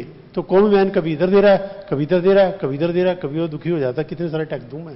हैवी अमाउंट टैक्स का लगता है। छोटा सा कैलकुलेशन करके दिखाऊं मैं आपको। 1 चार्ट अकाउंटेंट, एक कंपनी का काम किया, 1 लाख का बिल दिया, इस पे 18% का जीएसटी लगना है। सेंट्रल जीएसटी, स्टेट जीएसटी 9% दोनों का है। 18,000 रुपया और ले लिया, 1,18,000। तो जिस कंपनी का काम किया उसने क्या कहा? हमने तुम्हें 1,18,000 रुपए दिए, जबकि हमारी पॉकेट में कितने आए हैं? 1 लाख। वो उम्मीद कर रहे हैं 1,18,000 से के हिसाब से काम करेंगे, और हमारे माइंड में क्या चल रहा है? 1 लाख के हिसाब से काम करेंगे, तो डिस्प्यूट होगा ही होगा। दोनों के सोचने में फर्क है। अब ये जो 1 लाख मेरा अपना है, इसमें मैंने खर्चे भी तो लेस करूंगा, मेरे एक्सपेंडिचर, एक्चुअल एक्सपेंडिचर भी तो है, बिल्डिंग का रेंट है, एम्प्लॉइज की सैलरी है। तो लेट्स सी 20,000 रुपया तो मेरा उसमें चला गया, वो 20,000 मेरा गया। बचा हुआ 80,000 मेरी इनकम है, और 10 लाख से ज्यादा मेरी इनकम है, तो 30% टैक्स में गया। यस और नो? मेरी इनकम मान लो 10 लाख से ज्यादा है, तो 10 के ऊपर क्या रेट लगता है इनकम टैक्स का? 30%। ऊपर एचईसी और हो सकता है सरचार्ज भी हो, चलो 30 भी ले लो, तो कितना हुआ? 24,000। 24,000 और 18,000, इतना गया गवर्नमेंट को। एक कस्टमर से 1,18,000 लिया है, इतना तो मेरा गवर्नमेंट के अकाउंट में चला गया। अब वो कस्टमर क्या सोच रहा है? मैंने दिया 1,18,000, और मैं क्या सोच रहा हूं? मुझे क्या मिला है? कुछ भी तो नहीं मिला, इतना तो काट दो। तो टैक्स इतना ज्यादा है कि ये पब्लिक को ना काम करने देता, और लोगों के बीच में डिफरेंसेस क्रिएट करता है। ये निग्लिजिबल स्मॉल होना चाहिए। अगर इतना होगा, ये सोचता रहेगा यार इतना मैंने काम किया, मुझे मिला क्या? कंपनी कहेगी हमने इतना पैसा दिया, इसमें काम क्या किया? तो डिस्प्यूट होगा ना। तो ये तो सिर्फ 2 टैक्स मैंने लिए, इनकम टैक्स और ये। अब सीए का जो ऑफिस है, बिल्डिंग है, उस पर एमसीडी का नोटिस आ जाएगा, हाउस टैक्स दो, वो हाउस टैक्स अभी और अलग लगेगा। By chance property cell purchase करनी लगी, तो स्टैंप ड्यूटी 5% 6% की स्टैंप ड्यूटी और दो, वो टैक्स और लगेगा। मान लो हमने इंडिया के बाहर से कोई सामान इंपोर्ट कर लिया, अपने इसमें काम करने की, तो बेसिक कस्टम ड्यूटी और आईजीएसटी उसके ऊपर लगता है, वो और लगेगा। इतने सारे टैक्स हैं। तो we have to understand what is the system. अब इंडिया में लोग टैक्स में चोरी क्यों करते हैं? मजबूरी है। मजबूरी क्या है? इतना सारा टैक्स में देंगे तो बचेगा क्या भाई? आप 18% की बजाय 2% लो, बड़ी खुशी से देंगे हम। 30% की बजाय 5% लो, दे देंगे हम। तो ये टैक्सेशन का तो आपका फील्ड है, आपको हर बात समझनी है कि टैक्सेशन में क्या प्रॉब्लम है, क्यों ये टैक्स इवेजन की बात हम बार बार सुनते हैं कि लोग टैक्स की चोरी करते हैं। गवर्नमेंट उन्होंने इतना मजबूर कर दिया है कि बीच में पड़ जाता है। ठीक है, इसकी और बातें धीरे धीरे हर क्लास में चलती रहेगी। ठीक है, यहां तक पहले डाउट देख लो।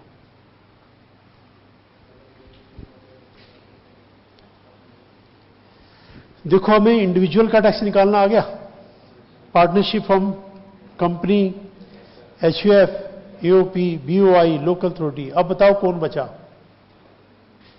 बचा कौन? What about see shoot? Individual है, पार्टनरशिप फर्म है, कंपनी है, एलएलपी है, एओपी है, बीओआई है, एचयूएफ कुछ भी नहीं है। तो गवर्नमेंट ने कहा हमने तो सबको कवर कर लिया था, ये कैसे बचे? तो एक कैटेगरी बनाई, जो बच गए उन सबका एक ही नाम है, आर्टिफिशियल जुरिडिकल पर्सन। जुरिडिकल होता है legal. In the eyes of law you are a separate person and you have to pay tax. What rate? Individual का रेट लगेगा। दिल्ली यूनिवर्सिटी किसी कैटेगरी में नहीं आ रही है। लास्ट में आर्टिफिशियल जुरिडिकल पर्सन क्या रेट लगेगा? इंडिविजुअल का slab rate. Let's see next question देखिए। Question number 17, explain meaning of person. Section 2 bracket 31। Person includes individual, HUF, company, firm, AOP, BOI, whether income note, local authority, every artificial juridical person not covered above, and income is taxable at slab rate. Juridical means legal, ICI, Delhi university etcetera. अच्छा, वैसे ICI है क्या? अगर मैं legal structure की बात करूं, it is called statutory corporation. Statutory corporation means what? कि पहले कोई स्टैट्यूट लॉ बना है, उस लॉ में इसके बारे में लिखा गया है, उस लॉ से फिर इसका बर्थ हुआ है। तो जब कभी किसी पर्पज के लिए कोई एक्ट बने, उस एक्ट में उस ऑर्गेनाइजेशन के बारे में लिखा जाए और फिर उससे ऑर्गेनाइजेशन बने, वो कहलाते हैं स्टैट्यूटरी कारपोरेशन। जो चार्टर्ड अकाउंटेंट एक्ट है 1949 का, पहले वो एक्ट बनाया गया। उस एक्ट में लिखा गया इस कंट्री के अंदर ऑडिट के लिए प्रोफेशनल्स की जरूरत है। उनका सिलेबस कौन डिसाइड करेगा, उनके एग्जाम कौन कंडक्ट करेगा, उनको सर्टिफिकेट मेंबरशिप कौन देगा, उसका प्रोसीजर क्या रहेगा, उसका सिलेबस क्या रहेगा, वो सारा लिखा गया। उसके पास पैसा कहां से आएगा, उसकी फाइनेंसिंग कैसे होगी, कंप्लीट पार्ट लिखा गया, पार्लियामेंट से पास हुआ, उसके बाद इसको बनाया गया। तो स्टैट्यूट मतलब लॉ, जो स्टैट्यूट के थ्रू बनाओ, स्टैट्यूटरी कारपोरेशन। आप इंस्टीट्यूट का जो बोर्ड लगा हुआ है वहां पे ITO पे, उसके बाहर देखना लिखा हुआ है set up by an act of parliament. ये कंपनी नहीं है, कंपनी लॉ में इनकॉर्पोरेट नहीं हुई है, उस एक्ट ने बनाया। Life insurance corporation setup through LIC act. Reserve bank of India RBI act है, उससे बनाया। ये सब स्टैट्यूटरी कारपोरेशन है, स्पेसिफिक पर्पज के लिए बनाए गए हैं। ठीक है, दिल्ली यूनिवर्सिटी स्पेसिफिक पर्पज के लिए बनाई गई है। तो जैसे जितनी भी ऑर्गेनाइजेशन है, वो ऊपर वाले किसी पार्ट में नहीं आ रही है, वो एंड वाले पार्ट में आ जाएगी और उसकी इनकम इसमें टैक्स हो जाएगी। तो जो भी पर्सन है, आप किसी के बारे में आप सोच लो, वो कहीं ना कहीं कवर हो जाएगा। 7 कैटेगरी है, देखो 7 कैटेगरी कौन सी? या तो वो इंडिविजुअल होगा, या HUF, या कंपनी, या firm, AOP, BOI, local authority, या फिर जो किसी में ना आए वो लास्ट में आ जाएगा। तो इस तरह से अब आप जिसका भी टैक्स निकालना चाहे निकाल सकते हैं। आप अपने माइंड में किसी को भी सोच लीजिएगा, सबका टैक्स निकालना आपको आता है। और जिसको डाउट है पूछिए, जिसको लगता है किसी का भी टैक्स लेकर के कि इसका टैक्स कैसे निकलेगा, तो आप पूछ सकते हो। आपको हर किसी का टैक्स अब निकालना आना चाहिए। जिसको डाउट है तब पूछिए।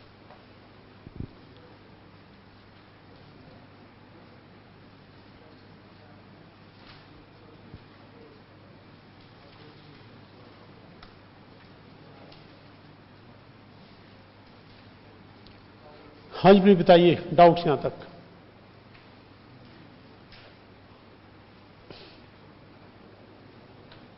किसी का टैक्स किसी को पूछना पूछिए। एक क्वेश्चन ज्यादातर क्लास में आता है, जब भी मैं पूछता हूं तो कुछ बच्चे कहते हैं सर NPO का, क्योंकि NPO आपने फाउंडेशन में स्टडी किया होता है। भाई जिसको आपने स्टडी किया नेचुरली उसके वो आप अच्छे से समझते हैं। लोकल अथॉरिटी को आप अच्छे से नहीं समझते क्योंकि वो आपने स्टडी नहीं किया। कंपनी को आप समझते हो क्योंकि कंपनी का काफी पार्ट आपने स्टडी किया। पार्टनरशिप फर्म के तो आप एक्सपर्ट हो, 12th क्लास में भी दुनिया भर का पार्टनरशिप, और फाउंडेशन में भी पार्टनरशिप का तो आपको पूरा कंप्लीट नॉलेज है। तो NPO का कुछ बच्चे पूछते, तो NPO की थोड़ी बात कर लें, नॉन प्रॉफिट ऑर्गेनाइजेशन। तो इसका मतलब क्या है कि ये प्रॉफिट नहीं कर सकते या कर सकते हैं? कर सकते हैं, लेकिन अपने मेंबर को डिस्ट्रीब्यूट नहीं कर सकते। देखो मैं प्रॉफिट करूंगा तो मैं अपने लिए यूज करूंगा, लेकिन NPO प्रॉफिट करेगा तो NPO के लिए यूज होगा। उसके मेंबर जो उसको चलाने वाले हैं उनमें से कोई भी उसके 1 रुपए को भी हाथ नहीं लगा सकता। This is for common cause, public का पैसा पब्लिक के लिए यूज होगा। NPO, गंगाराम हॉस्पिटल NPO है, क्या पैसे नहीं लेते? खूब लेते हैं। महाराजा अग्रसेन हॉस्पिटल NPO, क्या पैसे लेते? खूब लेते हैं। लेकिन उससे वो अपने हॉस्पिटल को आगे आगे एक्सपेंड करते चलते हैं, बढ़ाते चलते हैं। ठीक है, तो NPO की अगर मैं बात करूं, भाई NPO तो कंपनी भी हो सकती है, NPO कोई ट्रस्ट भी हो सकता है, NPO कोई पर्सन थोड़ा है। NPO तो एक तरह की एक्टिविटी है। तो टैक्स डिसाइड होता है पर्सन के हिसाब से, एक्टिविटी के हिसाब से नहीं। मान लो मैं इंडिविजुअल हूं, मैं बिजनेस कर रहा हूं, कंपनी बिजनेस कर रही है, एक्टिविटी तो सेम है, तो क्या टैक्स सेम आएगा? नहीं, एक्टिविटी थोड़ा डिसाइड करती है, पर्सन डिसाइड करता है। तो अगर कोई ट्रस्ट, बीओआई, एनपीओ है तो उसका रेट किसका लगेगा? Slab rate. और अगर कोई कंपनी एनपीओ है तो रेट किसका लगेगा? कंपनी का। एनपीओ तो एक तरह की एक्टिविटी है, नेचर है उसका, तो हमने तो पर्सन देखना है। तो ये पर्सन है ही नहीं, एनपीओ किसी पर्सन का नाम थोड़ा एनपीओ है, वो तो कोई भी पर्सन एनपीओ हो सकता है, जो भी ये काम करे, जो भी कहे कि भी मैं जो है पैसा जो है पब्लिक से लूंगा, पब्लिक के लिए यूज करूंगा, एनपीओ बन जाएगा। इसलिए एनपीओ का अलग से टैक्स की बात नहीं है, वो तो जो पर्सन है उसका। अब दूसरा क्वेश्चन आ जाएगा कि सर एनपीओ को भी टैक्स देना होता है? मैं कह रहा हूं अगर कोई ट्रस्ट है, एनपीओ है तो भाई स्लैब के हिसाब से, और कोई कंपनी एनपीओ है तो कंपनी के हिसाब से, तो इसका मतलब एनपीओ को टैक्स देना होता होगा। तो फिर ये भी अपने आप में क्वेश्चन है, भाई non profit organisation tax government क्यों ले रही है? अब देखो इसका भी रिप्लाई। पहली बात, इनकम टैक्स एक्ट में एनपीओ नाम की कोई चीज है ही नहीं। पूरा इनकम टैक्स एक्ट ढूंढ लो, स्टडी कर लो, कहीं पे आपको ये लिखा हुआ नहीं मिलेगा पूरे एक्ट में। इसके बदले में इसका डिफरेंट नेम है, इसका नाम है चैरिटेबल ट्रस्ट और अदर सिमिलर ऑब्लिगेशन। ये नाम इनकम टैक्स एक्ट ने इसे दिया है, चैरिटेबल ट्रस्ट और अदर सिमिलर ऑब्लिगेशन।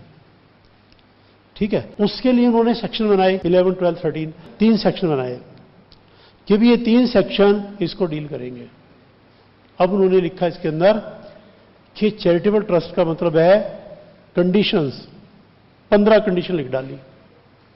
जो भी ऑर्गेनाइजेशन ये सारी कंडीशन पूरी कर दे, और कंडीशन पूरी करने के बाद एप्लीकेशन भर के इनकम टैक्स डिपार्टमेंट को देंगे, और अगर हम अप्रूवल दे देंगे तो आपका टाइटल बन जाएगा चैरिटेबल ट्रस्ट। अब आपकी इनकम एग्जम्प्ट है। तो एनपीओ की एग्जम्प्ट है, जरा डिफरेंट स्टाइल से एग्जम्प्ट है। There are so many additional condition. Government से कहीं कोई मिसयूज तो नहीं कर रहा, हमें कह रहे हैं पैसा खर्च नहीं कर रहे और करे भी जा रहे हैं। तो उसमें कंडीशंस लगा रखी हैं कि अगर आप ये सारी कंडीशन पूरी कर देंगे, फिर रजिस्ट्रेशन करवाना पड़ेगा इनकम टैक्स डिपार्टमेंट में, सर्टिफिकेट आपको मिलेगा, तो आपका टाइटल आएगा, फिर आपकी इनकम एग्जम्प्ट हो जाएगी।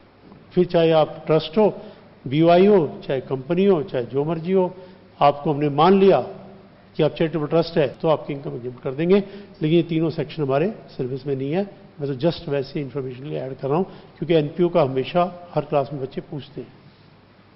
कोई और पूछना है तो बताइए, फिर मैं उसका बताता हूं आपको। कोई और आपके माइंड में क्वेश्चन है तो बोलिए। अब जो कंडीशंस है, थोड़ा हिंट देता हूं किस टाइप की कंडीशन है, क्या वो कहना चाह रहे हैं। वो कह रहे हैं भी अगर आप एनपीओ हो और आपकी इस साल की इनकम 40 लाख है, तो आपको 85% इसका सेम ईयर में खर्च करना पड़ेगा। You can not save. मैं ह्यूमन बीइंग हूं, मैं अर्निंग करके सेव करूं, तो मुझसे कोई पूछे क्यों, मैं कहूंगा मेरे फ्यूचर के लिए। एनपीओ से कोई पूछे किसके लिए सेव किया, कह रहे एनपीओ से फ्यूचर के लिए। अरे भाई, पब्लिक का पैसा पब्लिक पे खर्च करो। अगर रियलिटी में आपको चैरिटेबल वर्क करना तो करो ना, पैसा है आपके ऊपर खर्च करो। अगर आप बचा के रख रहे हो तो आपके माइंड में क्या है, कोई चैरिटेबल काम नहीं करना आपको, इस पैसे को इकट्ठा करके कभी ना कभी मिसयूज कर डालोगे। तो उससे हमारी कंडीशन है 85% खर्च करोगे तो कंसेशन मिलेगा, वरना नहीं मिलेगा। इस तरह से there are lot many condition to ensure कि रियलिटी में ये एनपीओ हो, नाम का एनपीओ ना हो, मिसयूज ना कर जाए, फ्री का कोई एग्जम्पशन आ जाए। न्यूमरस कंडीशंस आ दिया। अकाउंट्स ऑडिट तब करवाने हैं जब बिजनेस के अंदर टर्नओवर 100 लाख से ज्यादा हो और प्रोफेशन में 50 लाख से ज्यादा हो, लेकिन आपको तो करवाने ही करवाने हैं।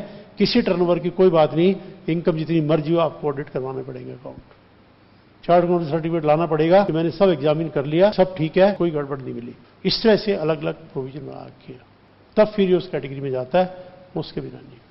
ठीक है, और डाउट पूछिए आता, इतने पार्ट तक इसमें डाउट। अब अगला पार्ट हमारा है एग्रीकल्चरल इनकम। वो पूरा एक क्लास का पार्ट है, तो वो अगली क्लास में स्टार्ट करेंगे। इसके आगे एग्रीकल्चरल इनकम, और होमवर्क में आप बस ये एग्रीकल्चरल इनकम छोड़ के कर सकते हो। बता देता हूं मैं होमवर्क में कहां तक हो जाएगा। पेज नंबर आइएगा, पेज नंबर था वो 80। प्रॉब्लम 1, 2, 3, 4, 5, 6, 7, 8, 9, 10 तक। 11 में एग्रीकल्चरल इनकम है, 10 तक सॉल्व होंगी, 10 तक। ठीक है जी, इतना बात करते हैं, बाकी फिर करेंगे नेक्स्ट क्लास में। Okay, thank you.